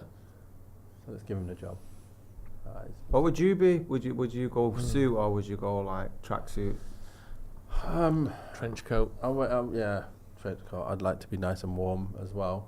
Like polo. I don't like the polo neck stuff.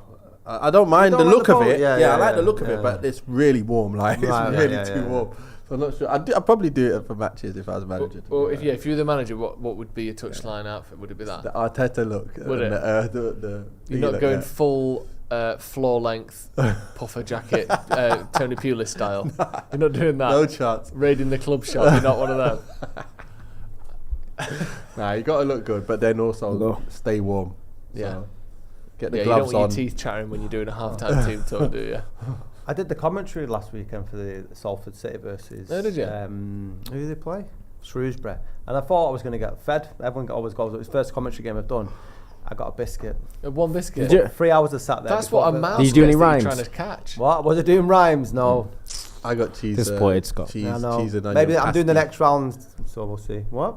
So I was at the Blackpool Wigan game last week, Monday. Yeah. And I got cheese and onion pasty. It's like Yeah. mad thick cheese inside the middle. It don't feel like a proper cheese and onion pasty, but I was hungry, man. So we had another one at half time. Yeah. Do you get special treatment at Wigan, or is it? No, just it was at Blackpool. Oh, was it was it? for the radio. So it's BBC Radio Manchester.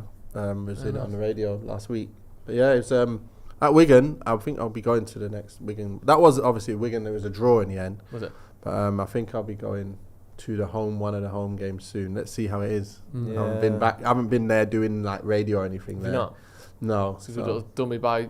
Oh, Oh, what a pass! Oh, it's not a No, foul, not but it's more foul. good ball. fantastic Good pass. pass. That from Good Bruno run. there. Did they say, Good, clever play by Cass and Yeah. Bruno. did they say a press conference story at Wigan when they had to interview Juve? Were you there when Rosler was there? No, so, after your time. So it was the first press conference I've ever done. Juve Rosler's the Wigan manager. It's only a small room, and they've got a table there and biscuits. And I think, oh, these are for the journalists, Jammy Dodgers. And I would turn off to one of the journalists there and I said, are these just for us? And they set me right up. yeah. Anyway, so Juve comes out and I'm there eating his biscuit and I'm like, answer a question. Really?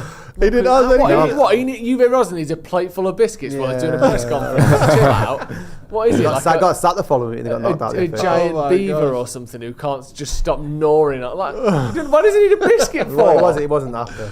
Wow. Well, how can he be upset? It's not like it's his only biscuit. Like, I just want that one biscuit on my plate. Yeah, it's when I come out. homemade. His wife made it for him that morning. I only went into cover for a favour for someone. I thought I'm starving. At least you got a free biscuit out of it. Oh my god. One of Rosla's rusks. Bloody hell, that's a bit harsh, isn't it? It just won't let you ask. No, but like the divers, and that you just sort of, you know them film scenes where everyone sort of steps back. Yeah, and George just yeah. They all said it was all right. This is my one. I'll replace it. I got mine from my pocket, don't worry. Yeah, I brought this from home. From the fact that there's just a gap of that absolute circle of jammy dodgers. That's a coincidence. Did he eat any of the biscuits during the press conference? Yeah. While doing the interview. I can't remember they were playing it. I think they're playing Arsenal the following week and then the FA Cup and they got knocked out. Wow. That's While really doing the weird, interview, that. hold on. Yeah. just so maybe it's like one of those psychology things to make you lot think he was really calm and casual about it. Yeah. Like if you eat a biscuit during the press conference, everyone will think that you really know what you're doing. That's Ooh, it's great. Or maybe it was to limit because he's not on a time limit and he can't answer so many questions because he's got something. Yeah, slow it down. Like the interview equivalent of time wasting. Yeah. Like you've got 10 minutes and he's spent 7 of them eating biscuits, trying to get a bit of wagon wheel out his teeth. That was a nice little strike, that, wasn't it? Just enough hit it well. accuracy. Reminiscent of Anthony. What did you eat before games? Was it always the same, or who decided? Was it?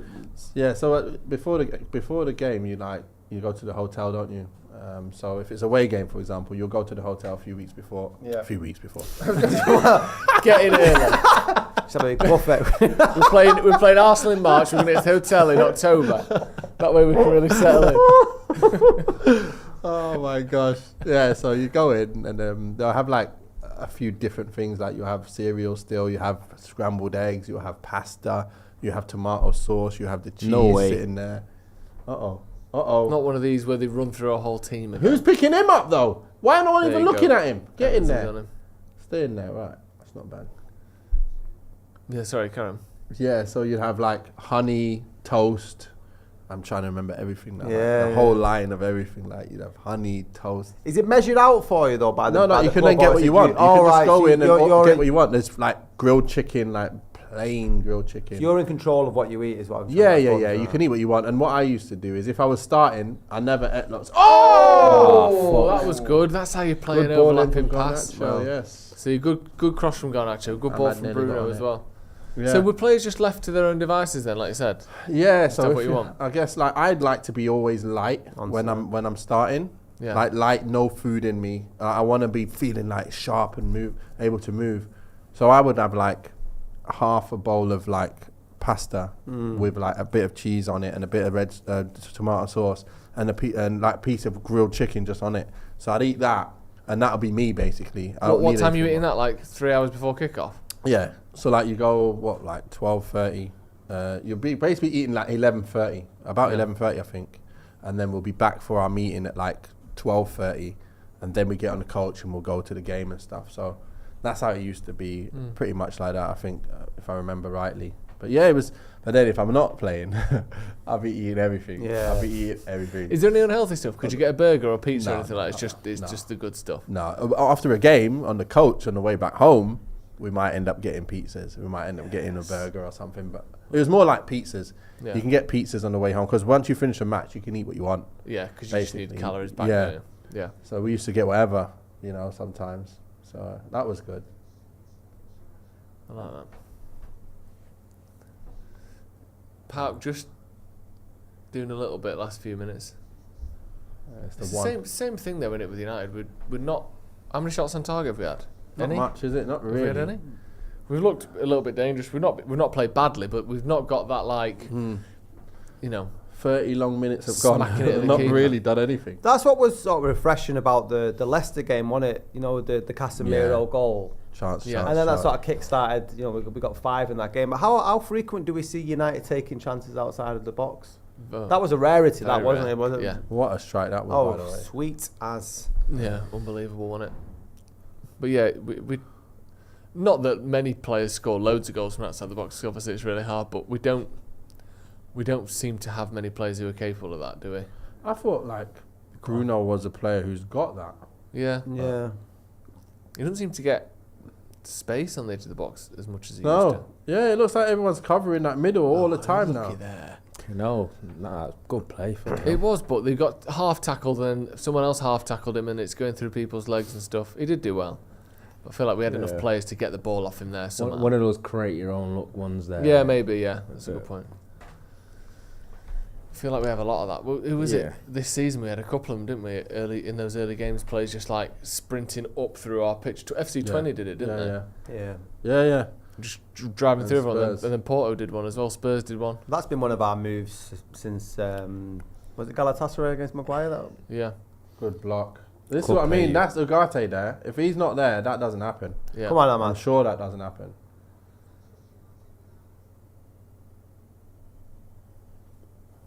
Run. Yeah, that's good. Oh, bop it. There's Ugarte. There he is. One more cross. There we go. Let's get Now something what's- happening. We've got 2 men in the box though, United. See, this is what you were talking before about having the Anthony over that side for the Yeah, ball. just get it down, cross Just it the- in. Like, That just was cross such it a in. difficult pass wasted. attempt. Surely he was. could just cross it in, like. That's what I'm thinking. All he has to do is Fuck. like burst a little bit of pace Yeah. and open up the angle where it can't be stopped. If you're right-footed and you come on, you're left-footed and you come off the right, it's very difficult to get down and get across in right foot. But it could easily cut back and cross. Yeah. But on the left, you just get in and It's put it easy, in your there. natural It's position, perfect. isn't Yeah, it? it's simple. It's the same as Casemiro the other side. Yeah, isn't it? exactly what he did. Yeah, Yeah, the other he could side. be doing on the left. Now we've got left and right crossing coming in, and Højlund would be happy. And I like we all know that Anthony's link-up play, his, pressing to win the ball, that's okay. It's it's quite good, especially defensively anyway. So if he could just add that side to his game, then at least we've got a player who we can use on a weekly basis, for 10, 20 minutes at the beginning, half an hour then, and if he's doing well, you can play. I don't know. Darren Fletcher having a word with Van Nistelrooy there. Oh, I do wonder what he does. What his There role was is. there was a debate the other day within some of the lads about Darren Fletcher, and it was about who was, because someone said, I don't know, what was your opinions, that Darren Fletcher wasn't as good as McTominay, or like saying they were similar levels of player. So I wanted to see what your opinions was, because I liked Darren Fletcher when he was here. There was a spell Fletcher. He got a lot of stick early on in his career, and I think He had a bit of quality to him, though. But there was a spell where he became really important for us in a way that McTominay was never really important for us. Yeah. Like, I think there's always that Champions League final that everyone goes on about. Was it 09 or 11? I can't remember which one, where he got suspended and didn't play. And people said, if he'd have played, we'd have won, which we probably wouldn't have done. But that season, he was really, really vital for United. And McTominay has never been like... And Darren Fletcher was good. Vital. Because Darren Fletcher is one of the few players to play for United, but then go to another Premier League club And do well. and still play Played well like for them as 200 well. odd games For in a West row. Brom. For West Brom? Whatever Was it it for West Brom? West Brom and Stoke, wasn't it? Yeah, I so that's think how he's decent. I think Fletcher's suffered because he's Scottish. If he was from a different nationality, I think he would have been revered a bit more with the United fan base. Yeah. I think he's he definitely was a better player than McTominay. I think he really was comfortable in the United side, and the amount of times Sir Alex used him, it was loads. We changed it up. McTominay's goals, maybe, that people have. No, but he scored. Fletcher scored goals. No, I know that, but Yeah, and then I would maybe try and maybe Gibson's more closer to him. Gibson was like a goal scoring midfielder, but I think like he probably had a bit more technique about him as well. Yeah, So I think Fletcher's definitely a better and more important player than Scott McTominay was, for sure. Yeah, unquestionably for me. But he used to get him and O'Shea were kind of spoken about in the same O'Shea sentence good. a lot, Yeah, weren't they? O'Shea was really good as well. But O'Shea Played was left, another right, one. centre. Play him? Yeah. Cross it. O'Shea and Fletcher were like the McFred. Yeah, they of were. that They team, like right? people would talk about them both like all the time. Yeah, weren't they? Both good players. They used to get a lot of stick there as well. I They were remember. Marmite though, weren't they? Within the fan Yeah, base, they like you were. had people who, like, Is it? People didn't like but you'd see O'Shea in the lineup. He's obviously replacing a starter, and that would just shows the level. Yeah. Of, the levels that we was at by the then. levels when O'Shea's considered question mark player. Yeah. That's what we're playing. That's where we were. Now, O'Shea were getting like 11 positions on that team. Yeah, I got you. The Played man in who centre Meg mid. Figo, yeah. He played everywhere. This guy. Yeah, they both played like 300 odd games for United. So Well, he went on to Sunderland and did pretty well, didn't he? O'Shea, he Yeah, played yeah. there for a Yeah, while. he did all right. Yeah. How many games did he play? John O'Shea. Or misjudged that. Yeah. According to Wikipedia, so this might not be accurate, but it's going to be close. 393 games for United. Like, come on. That's a lot. That's a lot. loads, isn't it? He was there for 11 years. O'Shea? Playing, yeah. And other than the first couple where he was coming through, he's playing around 30 games a season for, most of those years. Like, That's a a lot. Yeah.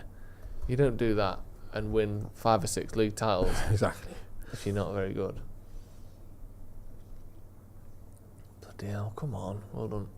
We're That's looking a bit. That's a good pass. That. And one more. Yeah, no. It's If a he good played shot, one but more, he needs to play that in oh there. my gosh, would have been trouble. Yeah, it would. He went for the Hollywood there, He didn't he? did.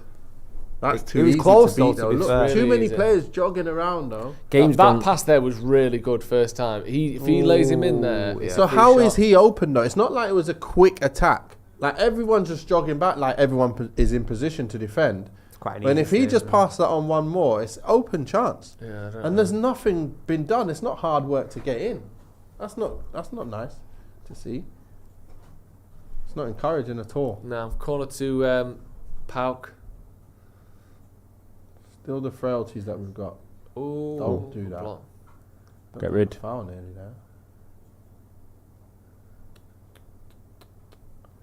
Push out at least. Game's gone very slow, Yeah, boring, it's- and ponderous though Like for the last United 10 not even minutes. pushing anyone across the halfway line there. It's flat. Everyone The European tired, games, I aren't don't know if it's the Europa League thing as well, but the crowd seems flat as well. they? Are we all Generally tired seems to. already? Maybe. Ajax at 3-0 up in their game. They're top of the league, I think, at the minute. Come on, United. Come on. So I mean, it's definitely right. What you said earlier about we need to get some more players that have got something about them. Yeah. Just to really give us something extra. Like it's like we're trying everything, but nothing working. No. And it's been like this for 18 months nearly, hasn't it? Yeah. Where just that when you need someone to do something really good 2 or 3 times in a row to break a team down, Yeah. we do the first one, but then the second one doesn't work, or we get to right near the edge of the box and then we overhit the cross, or Yeah. it's like we can't link Everything high together. quality Yeah. things in a row because someone's going to mess up. We don't seem to have the stamina either. So anytime we are on top and we create a chance or half a chance, and we should go at the jugular of the opposite team, we don't keep at it. No, we don't. It's rare that we do that. That might be a confidence issue maybe as well. Like just It's like, oh, that didn't work. We'll sack it then. yeah, or we'll just start booting it up the pitch as quickly as we can. It'd be interesting to see if Rude brings. That's a pass. ball, by Great the ball. way. Hell. Oh my days. That's a hell of a pass. Like Paul Scholes' pass. Oh, nice. There it is Another again. ball. Oh. Okay. See, that's the It's one of go-to move, you know. I'm Yeah, telling you. that's the only thing that we do that gets the ball in the box. Yeah. And if he's not playing, we don't get in the No. box.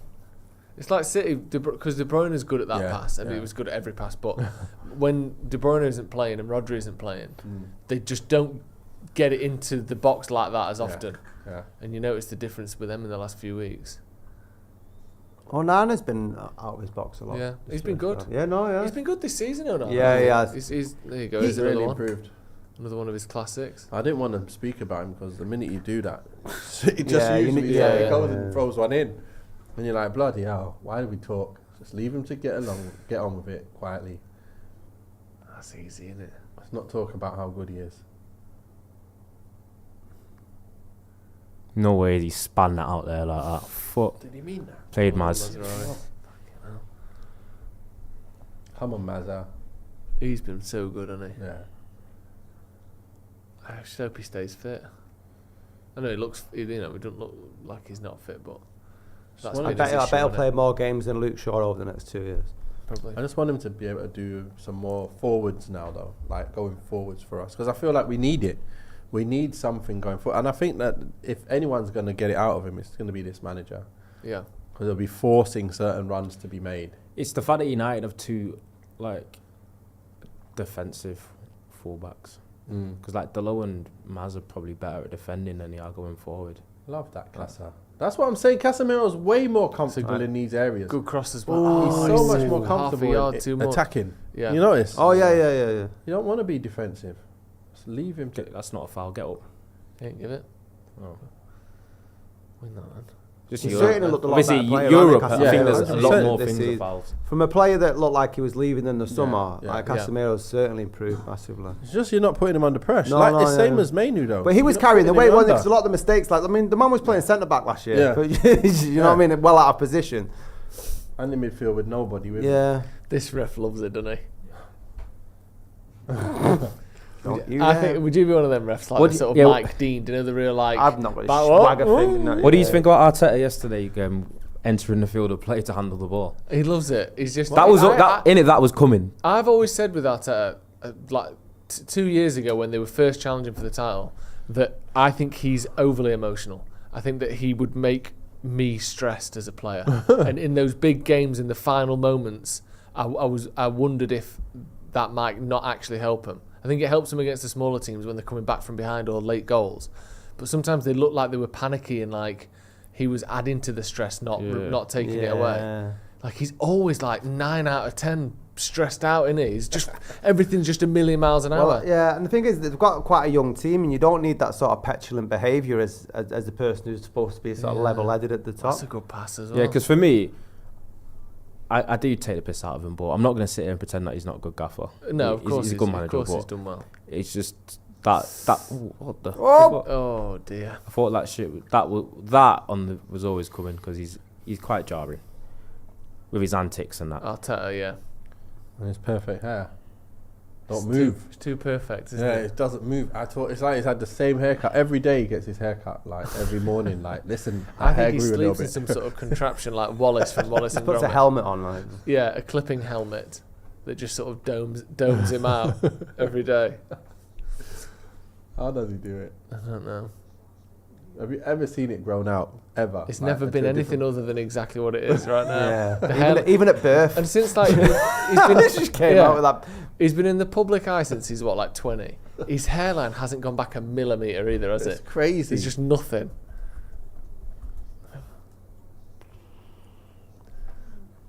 Yeah, it's just perfect, isn't it? crazy how that is. It's so hard to age him because he has literally just got the exact same haircut on every picture. It's like Steven Gerrard, isn't it? He's always just had the Yeah. exact same cut. That's just crazy. They do look a little bit more like, I don't know, more intense when they go forward. Yeah. They don't look like they got a bit more about them. This challenge that I keep Just more pace about them, if you get what I mean. Why Like, is that? What is going on with United? Why, like everyone we play against, they look like more up for it and into it, like they're enjoying it more than we are. Well, there's two trains that? of thought, isn't there, really? Because if you look at a team, PAOK, right? Yeah. Ronaldo was saying before, cup final for them.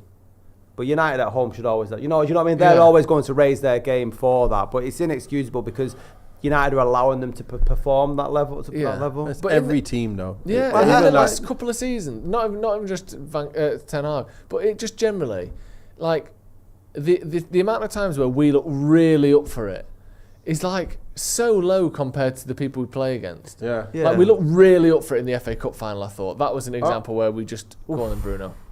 What's he doing? He looked like he wasn't playing it to him. Yeah. That's why. Looked like it must have been trying to pass to someone else. They Yeah. thought, right, it must not be for me. Half time, 0-0. But yeah, I just feel like the number of games where you watch us and you go, we're up for it today. It's quite rare almost, which shouldn't be the case, should it? No, United seems to have a third gear as the top. we don't seem to be able to go above 30 miles an hour through a car. It's true though. First half, there wasn't really much to sing about for United. There's nice little moves between Ahmad, Casemiro whipping the ball in. Yeah. Hoyland again's had very little to feed on. They've looked more dangerous when they've pressed us and had to force a good save out of Onana.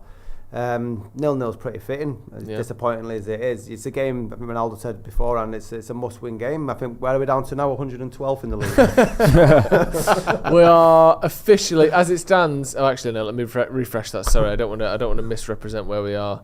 At that 1 point, We're up to 21st as it stands.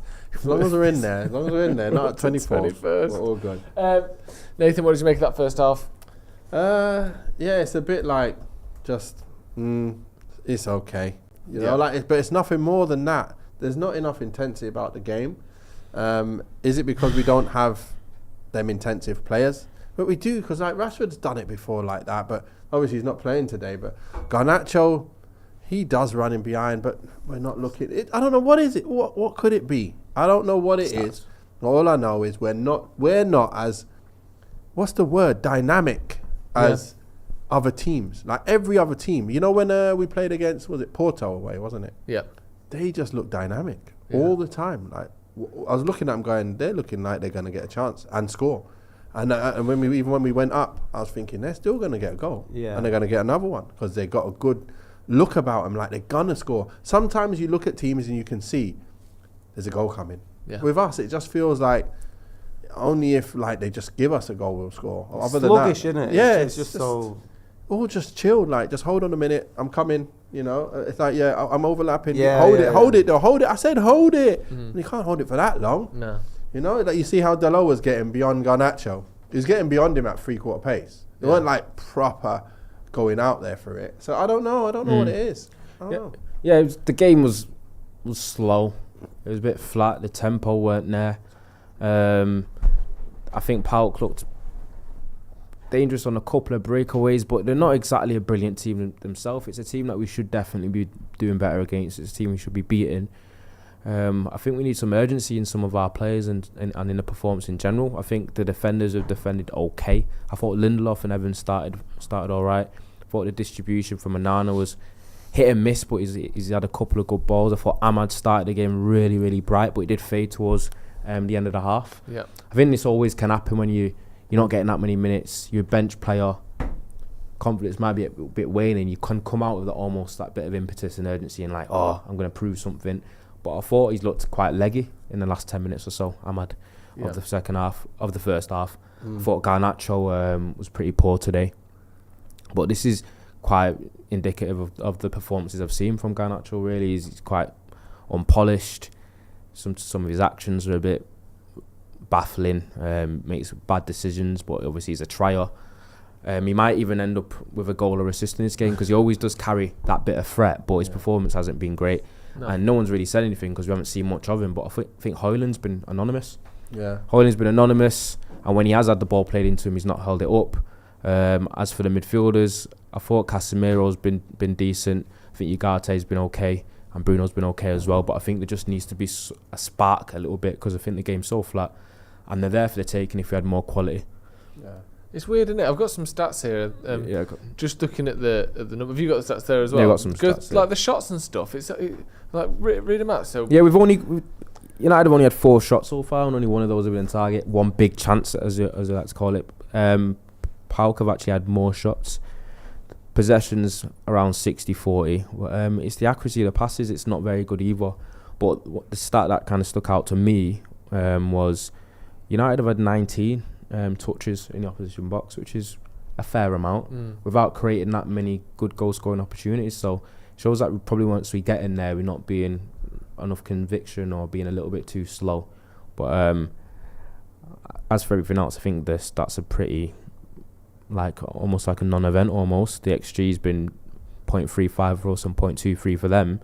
So you just about half a goal XG between the two teams. It's not amazing reading. It's similar. It's got sort of similar to the Chelsea game vibes, where just not really a lot is happening. Like it just feels like you said, two teams, or United in particular, because they're the ones who are the kind of lower quality side or whatever we're supposed to believe. United have dominated the ball, but we can't do anything with it. And then the opposition gets the ball, and because they seem to be more confident, they seem to work a little bit harder, they seem to have more of an idea of what their teammates are going to do.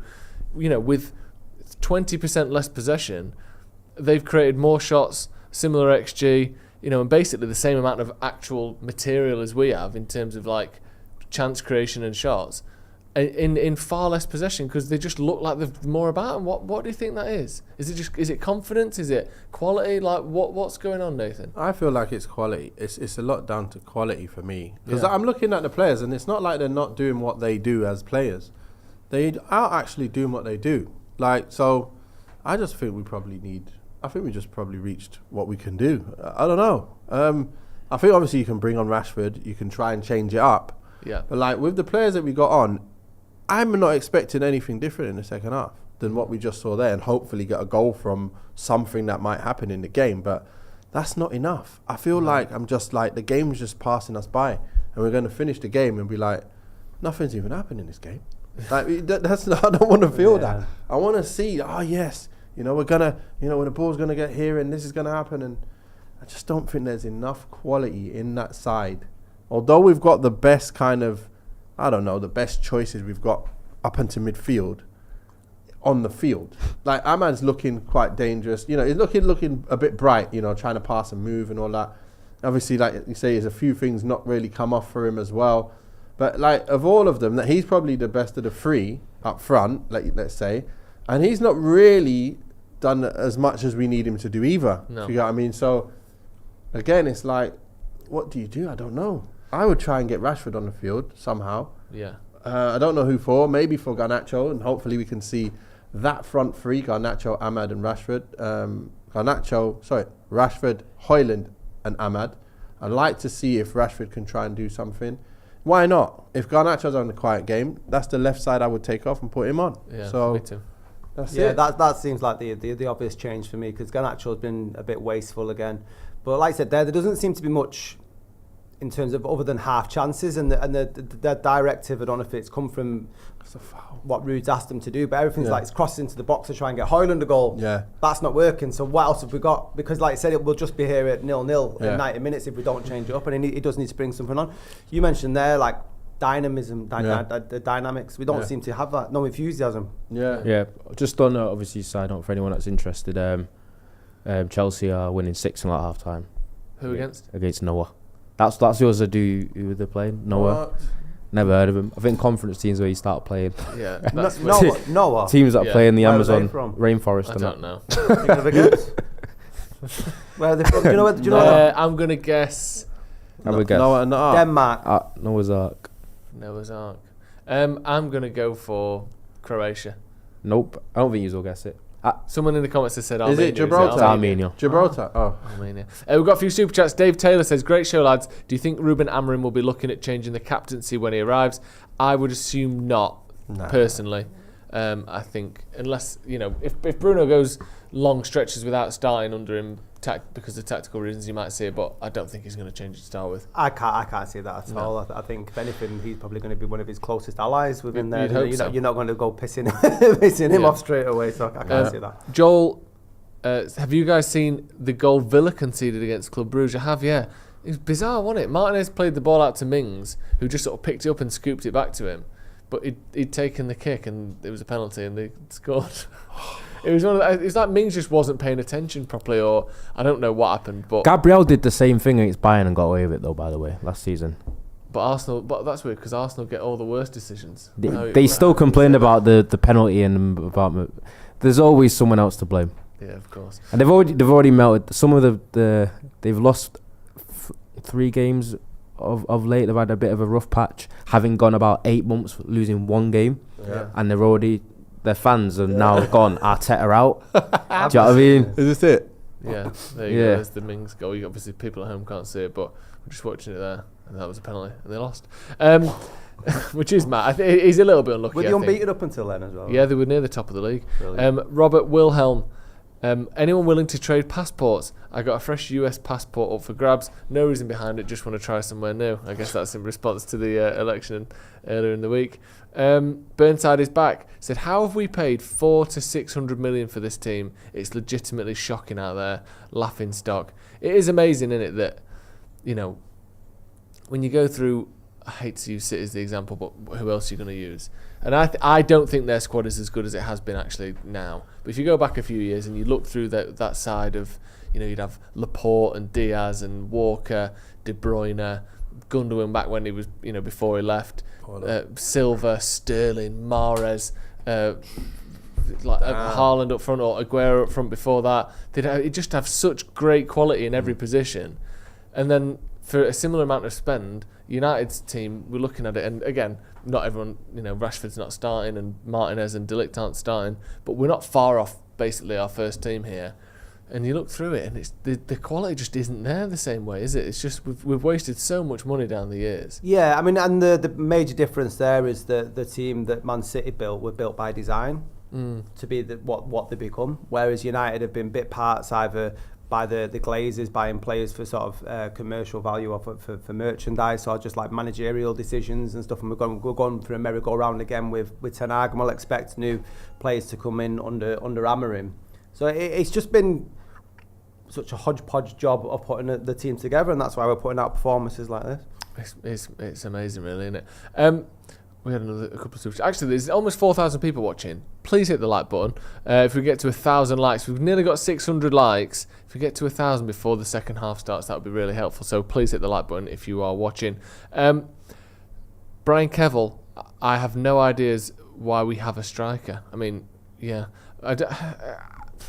I'm sort of lost for words a little bit with United at the minute. I just think, is it Højlund's fault? Maybe, yeah. Is it the winger's fault? Yeah, probably.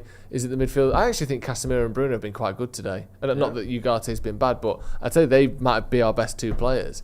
But everyone around him is just like Diallo, he'll do something and then he'll just make the wrong decision or a bad pass. Like Ronaldo said before that there was a pass that Diallo made. He's about 30 yards out and he's trying to clip it sort of directly straight and get it and dink it like over. A golf chip. Yeah, like a golf chip to Garnacho. You think that's a pass that, like, you know, Iniesta makes 1 in 4, and you're not Iniesta. And you think, like, let's just keep the ball and build momentum and play to our strengths.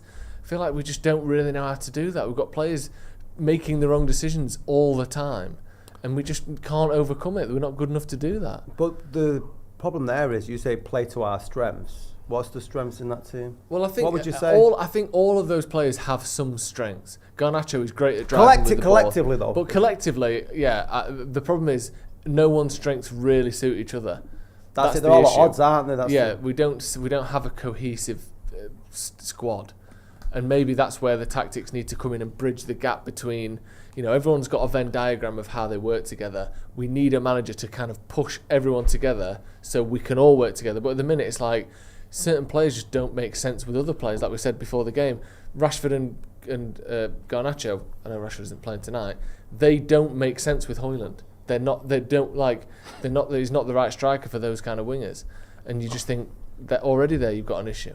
We don't have the players to fit the profile that we need for this to work. Yeah. And that's what it is. It's because we're all racking our brains trying to figure out what's the best combination. The reality is, if we've got too many players that can do certain things, but it doesn't mesh. It's just how it is. You don't have legs getting about the pitch everywhere. You don't have people who look to cross balls in. You got players who have a bad conversion rate, like who are the goal scorer, the ones who we are depending on to score, and then you got players not getting chances up front. So what do we want from that? What do we expect to get from that? We've had 4 shots in a half against, you know, let's be honest, maybe Europe's 40th best team. You know, looking across all the team, maybe even lower than that. Like, we've had 4 shots, 1 on target at home in a half of football against that side.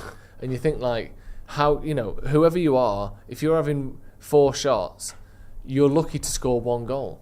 Let alone these players who aren't the most clinical of strikers. Yeah. But, you know, anyone, top strikers go through the whole career. If you have a conversion rate of 1 in 4, you're doing well for yourself. And it's like, we don't have strikers of that quality. And also, that's not to say that these shots, you know, I was going to say, is it Højlund that's taking the shots, though? Højlund's had 1 shot, Casemiro's had 1, and Garnacho's had 2. That's who's had it. But yeah, it's just, you know, they're not from great areas, particularly, or certainly Garnacho, one of them from the edge of the box and all that. How many of our players on the pitch right now can pick up the ball and take someone out of the game? What, dribbling? Yeah. And then, like, carry on and do something. Like this. At his best, Garnacho can. Yeah, at his best, yeah. Ahmad can at times, but he'll go past someone and then get caught up a little bit. So he needs to link after that, doesn't he? So yeah. He's got a little bit, but then where's the rest? Yeah. Every other team when you look at, even like, remember Jose's team come up against us last week, or whatever it was. Look what they had. Saint-Maximin, like, he's not the greatest, but like, he could take on a man for fun. And that's what I mean. Like, they still, the reason why they have them players in is like, oh, that's the best I've got. but my players can beat men. And whoever that other guy was on the right, he couldn't beat a man. So if you can beat men, things are going to happen. Like, even if you ain't got end product at the end. And I feel like we just don't have enough players on the field that can beat men and make something happen. Like Højlund, can he get it on his own and then like turn someone and just go at him and take out the defender? I've not seen it. Just like gets hold of it and like fights with the guy and then lays it off unbalanced and then starts jogging in the box. Garnacho will get it and just make a, it'll do the odd thing good, like we say. He's got the ability to do it, but how often is he going to get it done? So it's just like there's too many players on the field, and you just go, danger's not there, is it? It's just not going to be enough. Yeah, we do lack danger, don't we, completely. I'll name this podcast later as gifted a Stretford Paddock membership. Thank you very much, and thanks to whoever got that as well. That's really good. Rabadam says, watching Paint Dry FC versus Argyle tonight. Yeah, it is a little bit. Kid Frankie, do you think United should have gone for Osimhen during the last transfer window? I personally don't, but someone who can score goals, I think Osimhen's quite one-dimensional from what I've seen of him. Yeah. But you know what is someone who can score goals isn't a bad dimension to have, to be fair. I don't know, the one dimension, people say the same thing about Haaland. I think people have an issue with the most lethal strikers in the world in terms of what is now people are just box dominators almost. They're just fuck sake. And then and people seem to want their players to look like aesthetically pleasing and whatever, but players like Haaland and Osimhen and even that Samu, who they say is the next one from Porto that scored 2 against us. Players like that are just big, strong, quick, and they're sharp in the box and kind of dominate that area. Yeah. And everyone talks about how many opportunities they get. They get that many opportunities because of those things, because of their physicality and because of their instincts. And I think people think, they're one-dimensional, but they've become really valuable in today's game, and that's why people want to pay so much for Osimhen, and that's why they score so many goals. They might not look pretty, but I think Osimhen would. I think Osimhen would actually work better in an Amorim system than it would in a Ten Hag system. Yeah. Personally, I think Osimhen's build-up play and link-up play isn't very good at all. But I could see him doing the sort of Gyökeres thing of spinning his man and going in behind. And like you said, Ronaldo doing well in the box. But I think personally there would be better options than Osimhen for me. But I don't think he's a bad player. I just don't think he's quite a top player personally. But a good manager might be able to get a lot out of him. It's not a load to choose from either, to be fair. That's true. Yeah, we were saying that the other day. There's not a. This has been our most dangerous thing, that ball, and I know it wasn't as dangerous there. This is the crazy thing. Like for me, I'm sitting there going, you know what? The amount of times we were saying, like, even when Lukaku was playing for us, we need to get rid of him. Not good enough. Yeah. I'd kill to have him in this side right now. Someone who can kill to have him score. in this side. Like, he used to take players on. He used to get one-on-one and go, see you later, bang. Especially when he was at at Everton. Especially at Everton. Yeah. Well, like, he used to score goals out of nothing at times. Yeah. So it's weird, Lukaku, because he gets so disrespected. But you look at him; he's got like 300 odd career goals. Like, you have to be a very, very, very good player to get. Yeah, he's and teams have spent like 250 million quid on him. Yeah. But he gets like the piss taken out of him constantly. Ahmad. I'm saying he's not like the world class level of players, the striker we need. We wanted because we were trying to get back to that Champions League top levels, but like under that, that's his level. Yeah, under that, just under that, and we now have way under that. Yeah, and that's the issue we have. Not too many players can get it and go, right, I'm going to put this in the bins, top bins. I might have a go here. That's nowhere near. Corner. Not enough. Get your shots off, lad. It's like everything's clogged up in the middle. Every time now we try and get inside from wide. Yeah, we're not getting any space. It always feels like every game we play it's like that though. And I do think a lot of that goes back to the speed of the runs off the ball. Yeah. Because everyone's just jogging, so the centre back can just jog next to you. Yeah. Like when you watch the top teams, like Sporting, Inter had it yesterday a little bit as well. You watch them, and they're just sprinting the opposite. Yeah. So like all it takes is a second, and you've got 8 yards between you and your man. We're never doing that. Everyone's just jogging off the ball, so they never get any space. I wonder if their fitness levels are good enough. Great ball over the top. Garnacho's We've been got his thinking fitness. that and saying that for manager after manager, though, haven't you? You'd hope someone's got It was the same thing with the Solskjaer, wasn't it? They were Yeah. saying, like, the fitness wasn't there and they weren't running enough, and How did the right profile of everyone's player? just stood around. Look. I think Mount's got that in him. Yeah, Mount to be should able have to been run. should have been able to help with that, but he's never fit. What? Yeah, that's a goal. Ahmad! That's a lovely header. That Great header! Yes! great. really header. I good. should have said Ahmad's going to score. That was really good header. That from Love it, Ahmad. Ahmad. Brilliant. Ball in. Who played the ball? Was it Diallo or Bruno?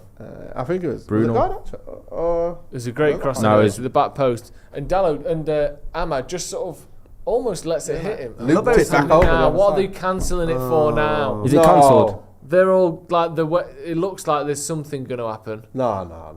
He's still got one. Traumatised. Up there. He's got one up there. There's no. No, cancel. all the PAOK players were walking up to the ref. The ref was like looking like he was thinking about something. Hope it's not. Bruno, He's onside. onside, surely. onside. But Yeah, he's he's definitely onside. onside. It's a beautiful header, that. Back over. Oh, it's such a lovely good header. Yeah. That. That's such a good Lovely header. header. This little guy's I got a love head on headers it. like that. Just it's all. It was like just- Messi, wasn't it? Yeah. Yes. It's all just put it in the right place. Don't worry about the power. Just Ooh. get it into the far corner. That's a beautiful goal. That. Love that. Love that. My guy, he's staying on. Get Rashi on. Yeah, forget everything we just said for the last 55 minutes. We're back. Van Nistelrooy is beautiful. Yes, we look so dangerous. It's unbelievable. Yeah. Nah, maybe it will fix us now. Maybe we will get a bit more. You know, like when you're in a final of a game and you're like up to the last 15 minutes to go and you Yeah. really want to go for it. That's the feeling we got to have. We would just. Yeah. That's what we're looking for. That Yeah. kind of impetus. Right, got to get on it, boys. Come on. It Only is. 15 minutes to go. Let's go. Yeah. They don't seem to have that No. aggression, do they?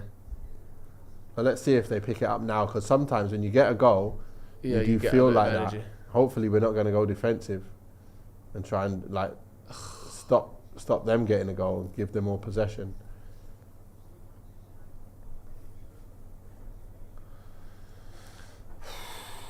At least we're 1-0 up. Come on.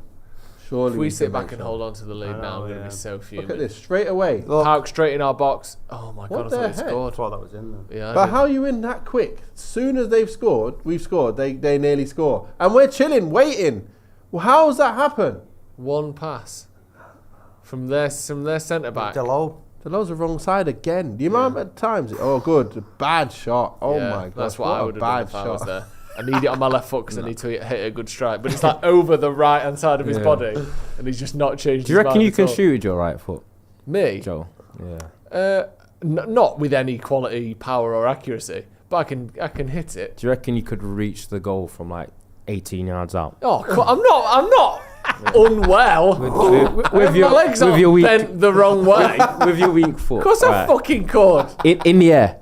What do you mean in the air? What, I'm floating through space? What, so that the ball doesn't touch the floor for Yeah, 18 yards? yeah. Yes. You're right. That's not bad then. Of course it is bad. That's like, just, are you a human adult? Nah, I that's can kick. you'd be so surprised, honestly. Yeah. Anthony maybe couldn't. Are you left footed? To the- Yeah. Anthony can't. No. I don't know if he can do that with his left. But I'm not someone that can Support. like. There are some people when they kick it and they can almost kick a full football pitch. They've just got that weird power, even Yeah. if they're not good at football. I can't do that. I'm not like Yeah. amazing, just power wise. But I can clip it from 18 yards and it not touch the floor with my weak foot. Yeah. Oh God, no, maybe I can't. On target. Maybe I can't do anything. Martinez is warming up. I'm just going to change the subject now because I'm getting a bit worried about my own qualities. Can I do it? Can I do it? I don't know if I can. I'm going to get the ball. I'm going to get a football and go to my local playing fields at the weekend and film it and send it to you, Ronny. Yeah. Yeah, take measures, see how far I can get I've it. done it. See if you get there. No, I can do that. Rashid. Come on, Rashi. That's the pace we need to see. Yeah. Come on. Was it a Bruno assist, wasn't it?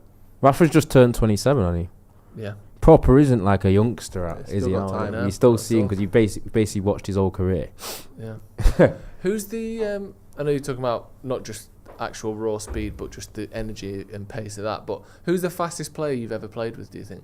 Is there anyone who stands out? Oh, Come on, bro. no, Stop it. Ahmad, Come you don't on. need to do that. Yeah, that's poor. He's gonna have to give him a yellow there. Yeah, he is. Good foul. Play simple, basics. Yeah, that was just stupid, Ahmed.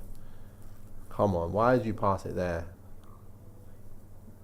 Just waiting for the touch, innit? Yeah, he had to do that. Fair enough. He had to do that. Damn. One name sticks out. It's like Martin Albrechtsen. He used to play right back and left back for West Brom. He would always rip up and down the left and right. He was really fast. Who else was there that's really, really fast? Danish. Yeah. Martin Albrechtsen. He looked fast anyway, so I'm not sure. He'd always like be ripping up and down the line. That's all I remember. Used to get him behind a lot. But no one in training where you're like, I'm not like, because when you see sometimes, and less so these days, but Kyle Walker in his sort of prime, you'd see players just go, I'm not even trying it. Like you can tell, like Rashford, for instance, I never think he fancied himself against Walker. There was no one in your career where you're like, I'm just not even going to go for it because I'm. You know what? Gary Teal was the right winger at Wigan. He was really fast when we was playing because I used to before the game.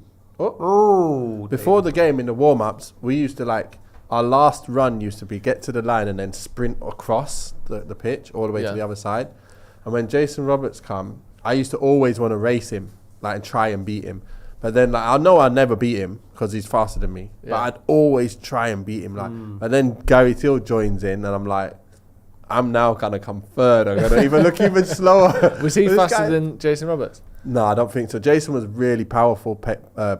He just doesn't look it, but powerful. One of those as well who probably over 70, 80 metres. Yeah, so he's the just first 20... so much his legs and that. I'm good. At my first 20, I'm the fastest. Yeah. So as soon as we turn, I'm there. I'm like, yes, I'm going to win this. Okay. And then it's just, the engine just every goes. time he used to win it. All the time. As soon as he gets in, he's got the 6 gears, isn't it? I've got 5, so that was it. But yeah, unbelievable. Go on, Bruno. Yeah, they were. I'm just looking at each club, isn't it? I'm trying to think who was fast at each club that I was at. Jordan Stewart was quite fast. He had no reason to pass it like that. Oh, go on. Oh, good. That was so much more looped, that pass that it needed to be by Diallo. So he could even found him on the floor. That Marcelino in Greek Super League. He was wicked Brazilian player. You can look at his highlights. He's sick. How do you spell that? I tried to find him before. I couldn't find him. Marcel. Yeah. Inho, like Dino, like Inho. Marcelinho. What a player. You should be able to see him on YouTube clips. Oh, I think he's played in... Have you seen him? I think so. Come on! Skoda's Anthem. Yeah. I used to say this guy gets on his Kawasaki and he's off. He's so quick. Boom, dribbling gone. Proper dribbler. Skills. All these Brazilians would come to Greece and do some madness. We had Mauro Poi. He was an Argentinian forward as well. He was really good. And them on both sides, and I was up front. And they were sick, to be fair. Especially Marcelino. I've got his highlights up for later. I'll watch that. Everyone at home watch it as well. If that's a foul. Yeah, he was quick. He's fighting the player more than trying to get the ball there. That was a Hoyland special, that. Yeah. Spend half the time just pushing against your defender. Yeah. Let's just see if we can make it through. Go on. Not bad. Well done. Okay. Bit of space there now. That's a brilliant pass. Oh, first time, first foot, right foot. Bang! Fuck. That was a brilliant ball from Bruno, that. Don't mind that. Look at that. That Bruno first time as well. Bruno's That's unbelievable, that. No one will... I hope no one says anything about Bruno. No.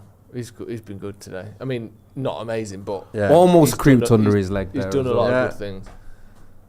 That's Butland and Valdes, isn't it? Yeah. It just is. Bruno, keep pulling them strings, lad. Corner to United. Go on. Nah. Oh, he's done a proper corner. Casemiro wins it. Go on. Villeneuve. Clever header. Yeah, it was. Oh, nice. Oh, that's another clever header. Ducked almost to the floor to head that. Yeah. Bring it down. Because if their player got the pass away there, it's like, It needed a perfect touch. It was a good touch, but then the guy was so sharp onto it. Yeah, it was. That's a good ball as well. Hoyland's not been good today, but Hoyland, he's been proper bad. Bro, your touch has to be sharp in them areas. That's a good ball, though. Right, now get in there and just get yourself. Have a shot. Go on. Oh, fuck! Hey! That's a pen, no? It's a pen, no? Oh, That might be a penalty. I think No, that'll be a it's pen. not, is it? Why has he not hit the ball then? He must tried have- to pull his leg back Sure and he there just was some can't. When contact. there's That looked like a blatant pen to no me. space in behind, is it? Let me see. I don't think it's a foul. No. No, he misses Maybe the not. ball. No, he did put his leg But there. why He does kicked he his miss it? leg, Does didn't anyone he? He did kick kick his leg because he put his leg in the way and then he had to kick his leg. And he didn't touch the ball. I never know with them because sometimes they'll give the free kick against Garnacho because he's kicked the other player. Not Yeah. giving it. Oh, well done, Bruno. Love that, Bruno. Unlucky. A lot better second half. Yeah, it's Yeah. a lot sharper going forward. Yeah. A little bit Especially more after the quality, goal. innit? It's just a little Bruno more as well, quality innit? with the Just- passes. Pulling strings Yeah. and bit of luck. Go on, Johnny. Come on, other side. Nicely done. Give him and it. again, give him and it, again, give and him again. it. Just give him it. Pass it. All right, let it Still go. one over, Oh, bang. Oh. He always cuts back Falling onto his back. left foot. Yeah. Because he wants to do it on his right, there's nothing on. Yeah. Left. That was And then he nice. still That was hits it alright. anyway. I thought he would have let it run, let it Yeah. get to Garnacho there. And then you let two men on you there. It's fine anyway. At least there's a bit more inventiveness about you. Come on, United. Yeah, we look more dangerous in this half, definitely. Yeah.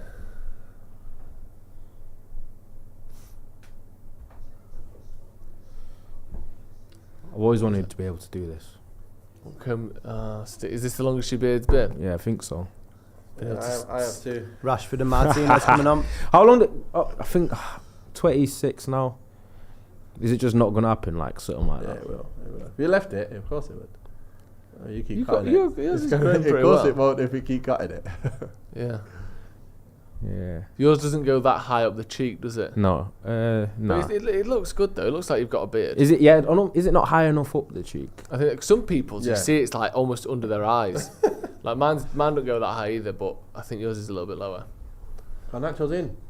Oh, a little bit more on that. That's Okay, good. yeah. Go on then, Rasmus. Go on then. Do Oh, a bit. Rasmus. Oh, I did find out who the right back was and why I recognised him. By the way, I wasn't It wasn't just because Johnny like Otto. Zappa Costa. formerly of Wolves. Ah, Played there for you Wolves. go. There you go. Oh yeah, Johnny. Yeah. didn't have the Otto bit on. Yeah. Yeah, Johnny. Remember Johnny on the back from I Wolves? don't actually remember him Ah. now, to be honest. Johnny. That's very recent as well. Yeah, Probably I was maybe. gonna say it can't be yeah. long ago, really. He didn't look very old. I think he's great. He looks like a really nice bloke. I think, just looks really friendly. How old is he? Johnny Otto. 32 probably. I reckon. Sorry, I've ruined it. Ericsson, It's there. Rashi, and Martinez. Martinez. Who's coming off? Garnacho? Yeah. Should be. No, it's always Ahmad, isn't it? But it's always I'm I was always thinking Ahmad. he's probably going to take Ahmad off, but he scored. Please leave him on. And also because he hasn't had that many minutes, I think he needs it. Please Yeah. leave him on. And Garnacho's fucking played. But Ahmad Non-stop. never plays a full 90, does he? Well, he certainly didn't. He barely did under 10 arc. Yeah, maybe he's a bit tired because he's played. But he's done well. He's got the chance, he's had the shot, he's had the goal. Who are you Done taking all the off? little bits and pieces. I'll take Casemiro. Garnacho I'll off. take Garnacho off. Move Bruno back. and put- Casemiro, Casemiro's Ugarte. done alright. He's done alright. Ugarte got to stay on anyway. Or do you just take off Ugarte and just put him on there? Because just in case he gets sent off. I think so. So that's two of the three. Who's off at the back? Lindelof, because he's been out for a while. Yeah, Lindelof Yeah. barely played, has he? And then swap over Evans Yeah. to right side centre back. There you go. Right, let's see. Easy. Let's see if we're right. Oh. Don't jump in. Good football. Oh, that's Oh my gosh. god, what a pass. What a save. ball. That was unbelievable. Oh my days. United got away with Fucking that. KDB. How? That was like a KDB pass. What? Oh, my God. days. And there's no one near him either, which He's is got the a maddest belly, thing. that, innit? But that was my a brilliant gosh. pass. Fucking hell. That was like a Tony Cruz pass, that, wasn't it? Oh, Just pinging Straight to feet. it. Yeah. so lucky. He should have scored a couple tonight. 17, that is Lindelof, innit? Oh no, That's 17's Garnacho, sorry. So that's right. Number one. Yeah, 1 out of 1. We got Ugarte, we said, right? yeah. Ugarte for Ericsson. It's 1 out of 1. Garnacho off for Rashford. Get yourself off, lad. Let's see Rashi do something now. He's got, what, half an hour? Ugarte. Yes, Ugarte. 2 out of 3. We're going with What else? Lindelof. We're going with Lindelof. It's got to be. We're going with Lindelof. That's why Rude knows what he's doing, doesn't he? And Lindelof? Dallo. Okay. 2 out of 3. Oh, is it left back then? Yeah, I guess so. 2 out of 3, not bad. Wonder what's up with Dallo. Wondering who was injured. Maybe he's injured or something. Garnacho took so long to come off then, didn't he? They did another sub and then come back to him. I know him. Who's that now? It's Bakayoko. Is it? I was going to say, is it Bakayoko? From Not Chelsea. really, it's just Yeah. it's just a Greek-looking version. Yeah. Fake. Man on! Go Oh, I love that. Give it to Rashi. Not to Rashi. Anthony. Ahmad. Direct. Anthony. Right, cut inside now and let it. Oh! Okay. Oh! What's that touch like? Come on, Bruno. That's not a It's a foul. foul. He just touches his back. See that step over? Sent him. Where you going? Feels like he never does a step over as well. He threw that. I like the fact that he can go both ways. That's the good thing. Who, Ahmad? Yeah. Yeah. So he can use his right. He can cut in. He can play the ball. If there is space, he will cut in and get his shot off. Try and link up. But the other player has to have a nice tight touch as well. See that Bruno? You fire it into him, your touch still needs to be tight. That's what Paolo Di Canio, when I was little watching, I was like, wow, how did Paolo Di Canio control that? Yeah. Because he got the ball smashed at him one time and I saw just like, bam, I'm like, oh, you can play like that, can you? Berbatov, yeah. Yeah. I was like, okay, I'm going to do that. I'm going to try and do that.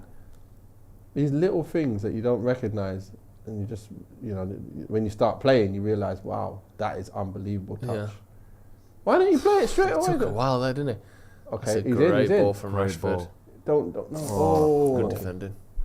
Bakayoko. He does I have that remember- pass in his locker, doesn't he? Who? Uh-oh. Rashford. Yeah, Yeah, does that little like sort of that like drilled first time. kind of like, yeah. Stay in position, guys. Let him shoot then. Let's just get that second goal so our prediction can be correct. He's 30 now, Bakayoko. Bloody hell, he's He's not Monaco, even done wasn't much, it? has he, since No. you've left Monaco and everyone He went thought to it was Milan. He's definitely playing like in the Super League or kind of riding. It's a money thing for him now. I feel like when you get to that stage in your career, these guys, it's just for Yeah. How many keep the games for pockets France ticking do you think over. he played? Yeah, Timu Bakayoko. 8. I would say 12. 12? about 15. 1. No, he was in the squad about 15 times, wasn't he? Yeah, you knew that. Got You knew called- the got squad. called That us. doesn't. Yeah. That he can still forever say, and no one can ever take away from him that he was a France international. Yeah. He's a decent player. He was the really World highly Cup with rated the at squad. Monaco. Didn't Yeah. Chelsea pay like 30 million quid for him? Monaco was sick them That's when times. the- with yeah, Bernardo Silva That was there, team, Mbappe, that Monaco team, was it what? Fabinho. Mbappe, Bernardo. Bernardo Silva. Yeah. Was it Camille Bakayoko. Glick as well? There's some ballers in Centre there. back. No, they had loads. Even it was everywhere, like their wingers as well. It was like a super team, and literally about 6 of the players went and played for big clubs. Yeah. Was this pre-Falcao? It was, wasn't it? I think Falcao was part of there. it. Falcao was part of it as well. Yeah. But there was 2 different... Was there not 2 variations of it? There was the original one that had like... Henry in. No, after that, like sort of 20... The Bernardo Silva and the Falcao era were 2 different ones, I think. Or Is was it? Maybe they weren't. I think he had an injury and then he came back. Did Falcao maybe. not go twice or to the same? Yeah, To where? maybe. Falcao went back, didn't he, to Monaco? I think Oh, so, maybe yeah. I'm thinking of the second time. I'm gonna search. Yeah, the find squad it. up. They had some really What was good it? players. 2017, 2018? Was it earlier than that? Several, I'll find it for you. What a team that was. They won it in 16-17. That was the year. Champions League? No, the French league. Oh. Yeah, Jean Moutinho. That was Yeah. it. Yeah. Fabinho. Yes. Was it Glick? He was a captain. Mbappe, wasn't Falcao, What? Jovetic. Remember him? Yeah, Yeah. yeah, he? striker. With City. Yuri Tielemans. Yeah. Oh. Yeah. Bernardo Silva. Yes. Bernardo Silva, and the one that I was thinking of, Thomas Lamar. Before we went to shit. Atletico Madrid. Yeah. What Yeah. a team that was. And what? Sorry, I know I keep asking. Was Glick playing for them? Who? Was I don't Glick- see him here. Is it Oh, Camille Glick. Camille Glick? Yeah. Yes, he was. Yeah, there you go. He was like I don't know if he was the captain, but he. And he Loic was playing Badiashile. What? Not the same guy, is it? centre-back. No. Like still playing now. Glick still plays for him. No, yeah, I think actually let me check. He's left there, but he's playing somewhere else by the sound of it. Yeah, I remember him. He was always one of those players on FIFA whose defending was really good, but he was just too slow to use. He just couldn't do it. Who's that? Glick. Camille Glick. Yeah. Yeah, James Rodriguez as well. Oh, Yeah. no. What a team that is. No wonder they won the league. Yeah. That's one of the best teams to ever play in the French league. That's an unbelievable team. What a pass. Oh, no, not quite. Oh, yeah. Glick's, yeah, he's doing all sorts now. He's got to be 40. 36. Same thing. Rashford, don't do that, man. I hate it when he walks forward, passes it, and then he's got that long leg that just stays there with the pass and then stands there and walks on. Yeah. Like, pass and move, Just lad. such low energy in it. Yeah. Come on. We can't have that from you, lad. That's good. Good header. Oh. Bad ball. Right, Bruno's had a bad game. That's it. It's been awful. It's a disgrace. Hey, they keep doing that, you know. They're getting enough chances Why around we the box, just- aren't what they? is There's a reason why they won the league, isn't it? What They are must. we? They're Yeah, able but to we're create bits and allowing them pieces. to come on to us, though, aren't we? Yes. It's like you made the point there, Rashford, like... Yeah. He's passed. Another just- goal kills the game, you know what I mean? Yeah. It's probably our Yeah. best line of defence to score another. Yeah.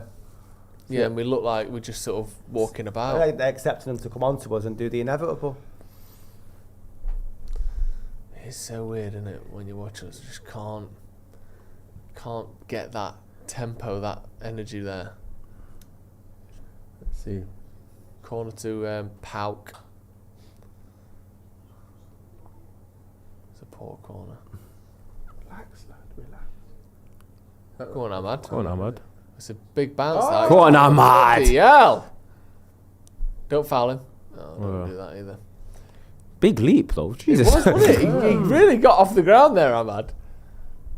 That was almost weird. It's like Ant-Man or something. How did you do that? I don't know. He proper jumped really. I need to see it. I need to get a replay of that. Can we get another couple chances in this second half? 20 minutes to go. Surely we've got a bit about us to Golden get control of this game and win by 2. Ah! Come on, Rashi. Simple ball. No one We're even just on you there. allowing them Played to it just them. gain momentum here, aren't we? This is what I mean. Goals come from this kind of Yeah, it stupidness. does. I mean, you know it's coming. If the clear-cut chance is coming for them. They had one about 4 minutes ago, didn't they? That Yeah. ball through into the middle, and just like we're playing so slow. This reminds me of. Do you remember the Tottenham game away from home in Ten Hag's second season? We were 2-0 up, and Yeah. it was going to be like the first time we'd beaten a top 6 side away from home. And we just second half we came out and we were just walking, and they get 2 goals back and we drew. And I just think like we're watching the same thing here. It's like, oh well, we've won this now. Let's just fuck it off. It's like they've made chances in this game. Why do we think they won't make another one? They look like they can get goals. If I was their manager, I'm like, listen, guys, keep going. Chance is coming. Something is coming. And half of these players as well, because they've been so bad for United for the last 16 months, don't even have international football to worry about next week. You might as well run about a bit. Literally, a handful of these players don't even play for their national sides anymore because they've been so bad for Man United. They just fucking run around a bit Rashford's the more. greatest example, Rashford, isn't Casemiro. I don't even know if Lindelof gets picked anymore. I just think like, come on. Just get Mount on or something. Let him run around for a bit. Like, bring up the intensity level. And not get injured, hopefully. Yeah, but you might as well play him and see whether he can actually make it through a few minutes. Well Good done. football. And again, man. No, he's not going to find him. Yeah, I don't think he's got that, man. Try. He has to find that left foot, doesn't he? It has to be on the left foot, even though the guy's coming from that side. Just bring it on the right and pass it with your right foot.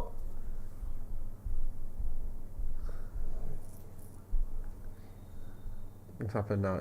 What's that? Oh, I'm so mad. Look how mad he is. What was that? What was that?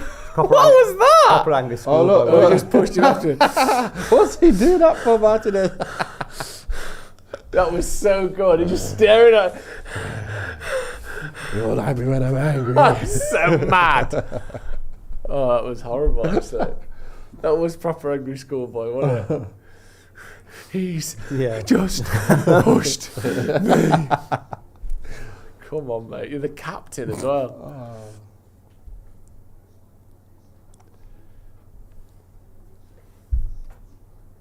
All PAOK last 10 minutes, isn't it? Yeah, a bit too much. Hey, come on, lads. That's a good Well ball. kept in. Yeah, but can we keep it? Didn't keep it. No. Is Rashi off the pitch now? Is he Hurt. injured? Up you get, lad. Get up, man. We're Oh all no, I feel like that's how I played football anyway. What? I fucking hated staying down. Yeah. I could have got proper smashed and I'm just so eager to get up. I used to not like the opposition feeling like they've hurt me or the player that did it. And Thinking also I he's just hurt, felt like I never was one to stay down. I'd even jump up, walk forward like I'm in severe pain because I am, but at least I'm not on the floor. Yeah. Do you know what I mean? At least you show it. Yeah. You can do it. And then I'm probably very likely to get the person back that did it. I was a vindictive footballer. Not gonna lie. Get these balls. It's a good ball, isn't it? How does he do that? Good header. He's just really good at passing, isn't he? Tremendous. Left foot and right foot Yeah. with perfection. Like, Ooh. chill out, lad. You want to get a red card? I don't know why he kept tackling him with his You right had him foot facing the other way. Yeah. Just stay tight. Just gone in and flipping butchered him. there. I don't think he wanted to keep running with him. I think he wants a yellow so he can get sent off and have maybe a break one Get time. subbed off. Has he got like a holiday booked or something?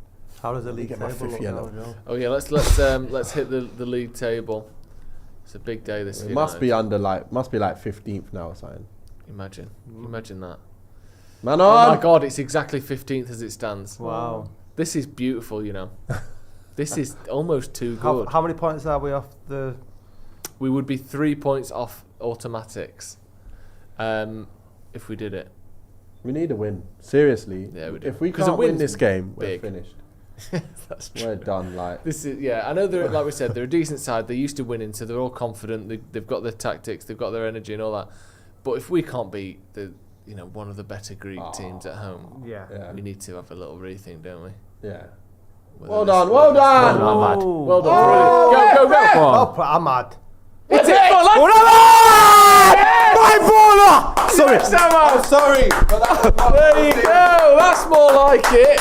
Someone who's actually got a bit of fucking energy. That's ridiculous, That's really man. good stuff. That's really good. I thought he was going to go in his ass. I Yeah. thought the guy... Oh, mate. Hey, the acceleration after he won the ball, though. Oh, yeah. And the guy's dragging him down. He's like, oh my days. What a goal. That was really good. And that's the thing, to what what you you were saying do. before, Ronaldo, someone who didn't want to go down. If he goes down there, fine, he gets a free kick, 25 yards out, it probably goes straight in the wall. Instead, he stays on his feet, keeps the ball and scores. Wins it all himself. Yeah, Love it. brilliant. There, he should have gone What down. a He Like, could have gone down there, easy yeah. there if he wanted to. Little bit Did of that- deflection did that on it. deflect? I think so, yeah. I don't care. But he earned it. That's really good. No, Yeah, it was there's no deflected. deflection, is there? I think Let me see that again. I Yeah, a think little so. bit, yeah. But who cares? Yeah, it's still gone in the corner. Great goal. Unbelievable. 2-0. Ahmad. Let's go. My boy. Yes. Finally started to come and see what he's all about. Keep playing him. Yeah, we need some more water on the grass for that. Sorry, lad. He needs to keep playing, but this is what happens. If he has one quiet game, he's the one coming off and not playing. And then Rashford and Garnacho will continue playing. This is a big season for him as well. Like I Yeah. always say this, like he's been here quite a while now. I think Yeah. this is his 4th or 5th season. Like he's not, just arrived. He needs this season to go well. Yeah, and yeah. To do that, he needs opportunities. Yeah, he will do. And it's Have just you behind he's in the pecking order, isn't he? Yeah.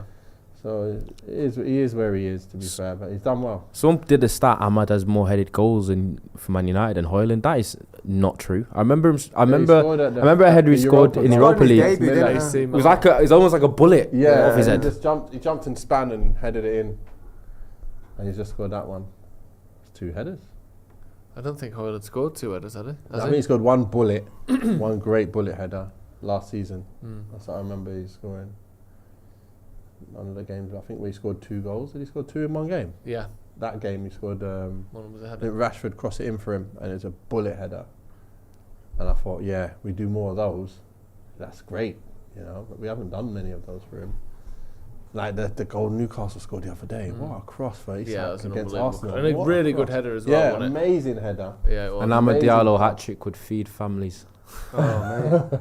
That'd be great, wouldn't it? Would feed my... Oh! Hey, chill So out. he's put it in the bottom corner there. Currently, me and you we're doing well with the Score prediction. the score prediction. I said 2-0, didn't I? Yeah, we said 2-0. Did you say We didn't that? get the goal scores right though, but No. we got 2-0 so far. Can we get another though? I just. Straight to his foot. Oh no! Oh. Cramp. I don't know. It's on his. Don't He be was hurt. talking about his boot, wasn't he? Yeah, I've done my job. I'll come Oh, off. it's his ankle. Let me come off now. Just. Was it? Nah, not on a high. I know. I'm saying like, if something's wrong with him, just come off, man, because we want you for next game now. I don't want you injured, telling me anything. You stay on the field. He's not had ankle issues before. It was a knee, wasn't it? That was the big Yeah. one last season. Kept him out for. Yeah, get Mount on. 3 Just months. get Mount on anyway. Just take him Yeah, off now. get He's done Mount his on. job.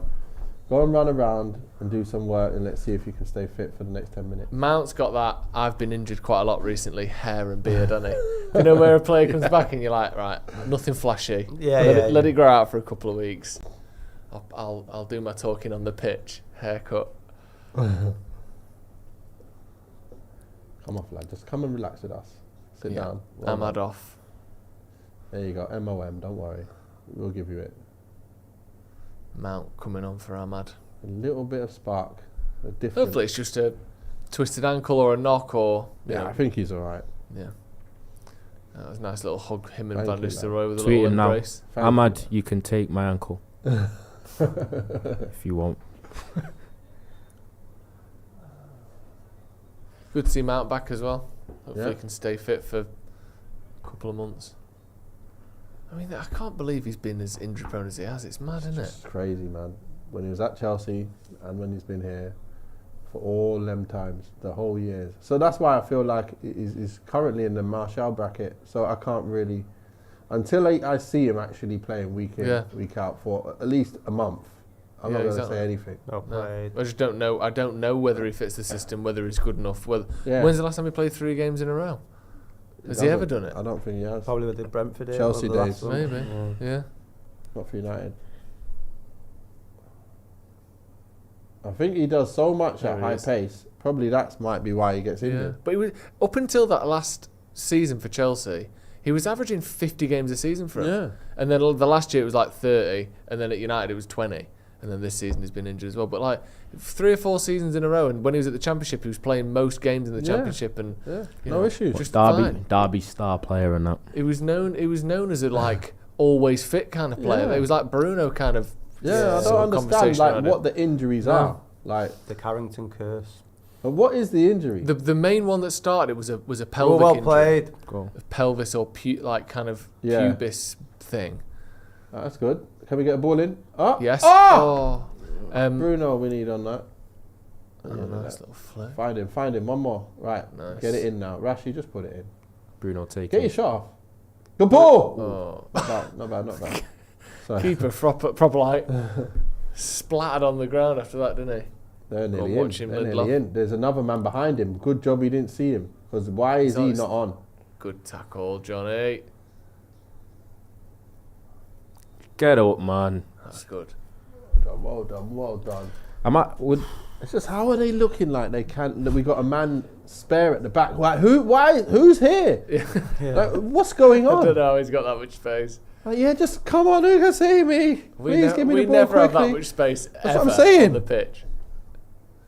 There's Uh-oh. Shola coming on. Uh-oh. You know that always happens, doesn't it? We've got a The 2-goal guy who push plays now. for the though. old team. go put him Gets into the goal. Rosehead.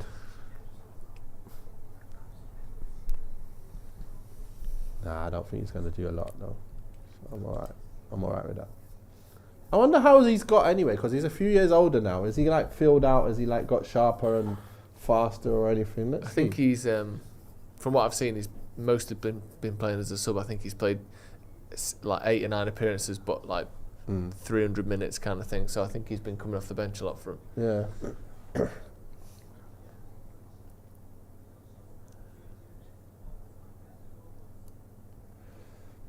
Let's see. Their shirt sponsor's a bit different, isn't it? Yeah, Who was is it? it? Was it Stop like child obesity. is it obesity? Yeah, I'm pretty sure that's. That's good. Really? Don't give your children too much food. Too much takeaways. Very rare you see that sort of. That's like, good though. It's a good it positive is, thing, yeah. It's the Barcelona had Coldplay on their shirt. Did they? Coldplay. Yeah. Yeah. When? Recently. Yeah, a couple of weeks ago. Stop child obesity, yeah. Do they do it like throughout the season, like different?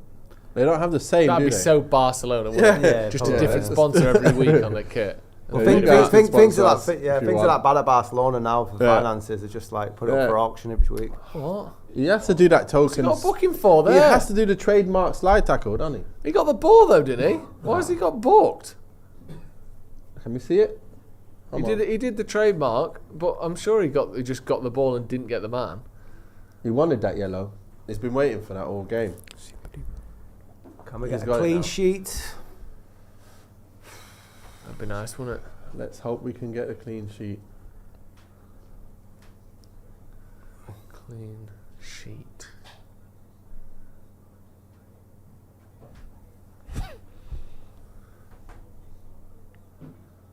Just PAOK holding on to the ball a bit now.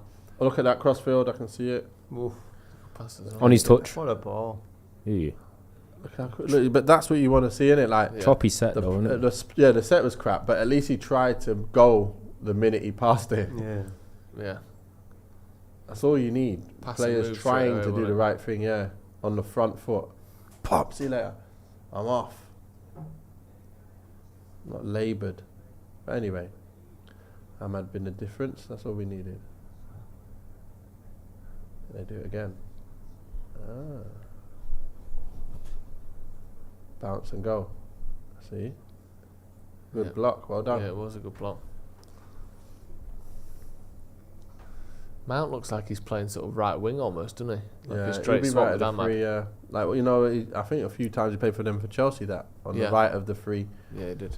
So let's see if he And can on the do left anything. as well. Yeah.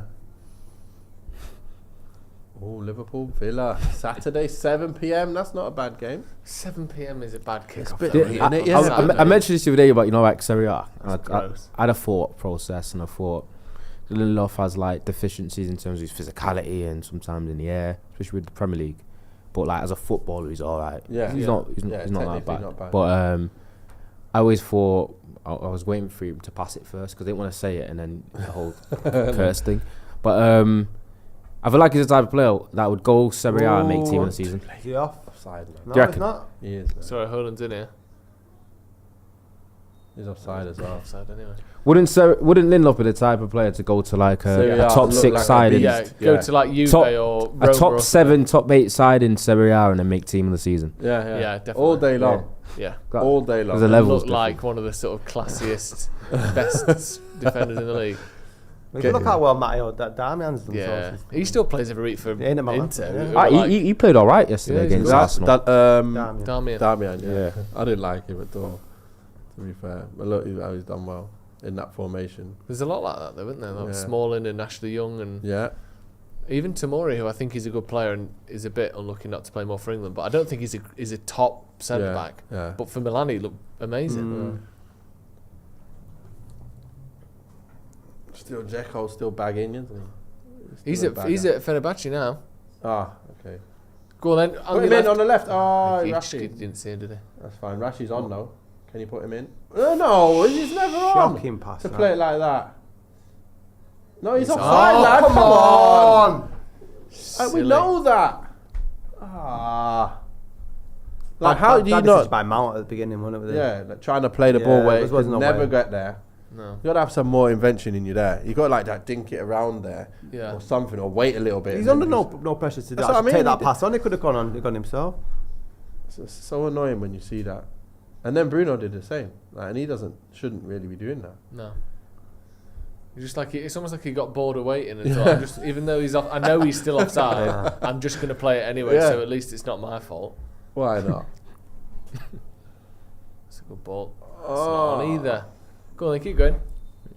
What now? It's all right. Whatever. Just nearly 90. Just let the time Yeah. run away. This is. I can't believe we're up to 15th. This is unbelievable. Even with 2-0 as well. Actually, let me refresh They that. might be up now even more. Oh, Zerks. Six with Nah, a it's cameo. still 15th. 4-11. Who's 11? Ireland. Holland. No, 9. 9 for 11. Yeah. Xerxes. I heard that it was Ineos that wanted Xerxes. Wasn't manager. So they decided they're just getting him in. And Ten Hag was frustrated with the fact that they brought him in because he didn't want that kind of player. And he was looking to find someone else. Well, there's similar rumours, weren't there, about the Ugarte signing him, that Ten Hag wanted to keep McTominay. He didn't want to let McTominay go. Yeah. But that's the thing, isn't it? Like, I think that's why he mentioned... Is that probably why he mentioned... Remember when he was in an interview and he said, like, I signed him. That's why I signed him. Wasn't he talking about Van Nistelrooy then, isn't it? He brought him there. Like, I wanted him here. So I got him here. Maybe there's something to read into the lines on that. Yeah. To do with, like, certain players he didn't want. I think you should accept, though, that it's not all going to be everyone you want. Although I guess maybe that was what he was sold when he came in. And then that changed from underneath him, and I can see why that would be frustrating. Yeah, imagine that. Like, Xerxes coming in. Yeah. We think he's good enough. Oh, yeah, but I don't. Yeah. Yeah, but we do. We're going to buy him. Overlap. Put him in. There we go. Bang across. Oh, left foot. Oh, why not left foot that in the corner? Drill it, bottom right. It's a goal. First time, bang, bottom right. Marginal. Seriously, that's a left foot. Can we give credit to Xerxes? Fucking Martinez trying to get in on the act. Look at him. Bang. Oh, maybe not. Maybe he ain't going to score it, but I think he would have. He's not set up there to lever it, though, is he? No, I'm saying left foot across goal, bottom right. I would have went for left foot, bottom right. Me. And it might have not gone bottom right, it might have gone top. But at least it would have been anywhere along there. Left foot swinger, cross goal. But drilled right in the side net. Look at that. Great ball Good from bit of play, Xerxes. I was going to say, you probably find... I always found it easier to shoot with my weak foot than pass with it, for some reason. Yeah. I think it's you got more margin for error when you shoot, that's why. Especially if you're near the goal. Yeah. I can swing or just hit it, but like, accuracy is more important when you pass it. Yeah. So. Go on. Well done. Pop it now. He did well there, Martin. Well done, He's boys. really good since he came on, actually. Yeah. And we've kept it quite well for the most part. Yeah, we have. Let's get another one. Go on. I'm not glad to you. This happens too often whenever he comes on, even when he was fit. What? You don't see. You forget Mount's playing. Yeah, no. Don't tell me I'm lying. Do you remember? No. It happens a lot. Yeah. He comes on and he plays 20 minutes and has like 6 touches of the ball. Yeah. It's like he's not sure where to be, is it? It's always between actions. Yeah. But again, part of that might be because he never gets enough minutes to know what his teammates do, and they're not looking for him. And I don't know what it is, because all I can see is loads of stats that it was really good, and I didn't really watch him to see what he was really good at. Who's that? Casemiro. And I'm looking at it going. Oh. Casemiro having to go at short, are you? Oh. Did he catch you with his studs when he... Just a bit he of tried to get him, didn't he? Just goes through it a little bit, doesn't he? Come on, Casa. Fair play to Sean. That's I'd the be one. right the other side of the Casemiro pitch. got sent off for like 3 times in his first season. Yeah. So he can't be too pissed off when he does the same thing. When it's on him. Yeah, he don't want it when it's on him. What's happening? We're just wasting time, aren't we? Hoping the game's going to end. Get it up. Xerxes again, he's more bothered about where the centre back is than where the ball is. When's the last time United kept a clean sheet? Not that long ago. Today. Well, Barnsley, was it? Today. No, didn't we get one against Was it a 0-0 somewhere? Villa? Didn't we draw 0-0? Oh God, yeah. A game I'll never want to see again. Oh my gosh. Yeah, that was rough. And then Palace before that. And then Barnsley, yeah. So how can we use Xerxes as that link-up man? How can we make him just that guy? I don't know, because he's not as good as Bruno at doing that. Well, maybe so it's hard. Like, who is he better than? But does he come on? Do you think he's a for Bruno when the games got late? There you go, full time, 2-0 Manchester United. Finally a win in Europe, up to 15th in the Europa League table. A staggering 15th place. Although more importantly, maybe, like you mentioned, Scotty, only 3 points off the automatic places, which would be good to not have to play those extra games. Yep. So a decent end to the Van Nistelrooy European era, and a little bit of a head start for Amorim when he comes in. I'll start with you, actually, Scotty. What did you make of the game quickly? First half was nondescript. It was pretty boring, really. There was a few half chances with Casemiro clipping the ball into the box, but Højlund had very little to feed on. Ahmad probably started the brightest in the first half, and in the second was the player of the match, it turned out to be for me. His second goal in particular sort of sums what I thought about him as a player. Great with his ability of keeping the ball so close to him. He's always got an eye for goal. But for someone so slight, the tenacity in him and the drive, like he could have gone down. I was amazed by that. Like you guys were standing up and shouting with the goal. I was like, nah, very impressive. But hopefully he's not too injured because he went off. But very impressive performance by him. We're up to 15th, looking down at the places below, and then looking up towards the top 8 in the Europa League. Good days. Yeah, good days indeed. Nathan, thoughts? I think we obviously picked up in the second half, and Ahmad, who was pretty much the brightest spark, and not really that bright, but second half he picked it up, and again his determination. He's ran across the pitch as well, shut down play, taking on men. So he's doing shut down the opposition. Sorry, yeah. But I think the difference was him. I think if he wasn't on the field, it would have been a bit different. But he's there. He's been given his chance. And he's done really well. And another player that I really, you got to give a mention to Bruno, because he was that little bit of an engine in there, making sure things did happen and balls did get distributed around the pitch. And it made a lot of difference. And I can see the comfortableness Casemiro has playing in there with license to get forward, and Ugarte just doing what he does. And the more players we have on the field that just do what they're good at, the better it is for us. Obviously, it's not a high bar at the moment, but at least you're giving yourself a chance to play to the best of these our own players' abilities. Ronaldo, thoughts on the game, quick? I'm not gonna lie to you, I don't think it was amazing. No. I thought it was pretty flat, pretty slow, ponderous. There were a lot of things that we've seen for a while from United in that performance as well. We've won a couple of games, drawn one, but to be fair, I haven't seen anything massively different from what we saw under Ten Hag from Ruud. But it's just that we've gotten the results. I thought Ahmad was really, really good today. I thought his first 25 minutes or so, he was brilliant. Had a lot of spark. He faded a little bit before the half-time mark. But then after that, he came out again and he had a little bit of resurgence. I thought he looked like our brightest forward player the whole game anyway. And it's clean sheet, 2-0, first win in Europe, so it's a positive. And we're going to need to up it if we want to actually progress further in the competition and actually try and win it. But it's 2-0, got Leicester on the weekend before international break, and Ruben comes in. I'll take it. But I'm still excited about what can happen for the rest of the season, because it does feel like the season needs a bit of a lift. Yeah, definitely. Jane Joe's adopted son, Benjamin, says, Lindelof has a lot of balls, heading a lot of balls and intercepting many too. He's been bad for the last 18 months, done pretty well today though, with a little clapping emoji. We need a goal. That was obviously before the end of the game.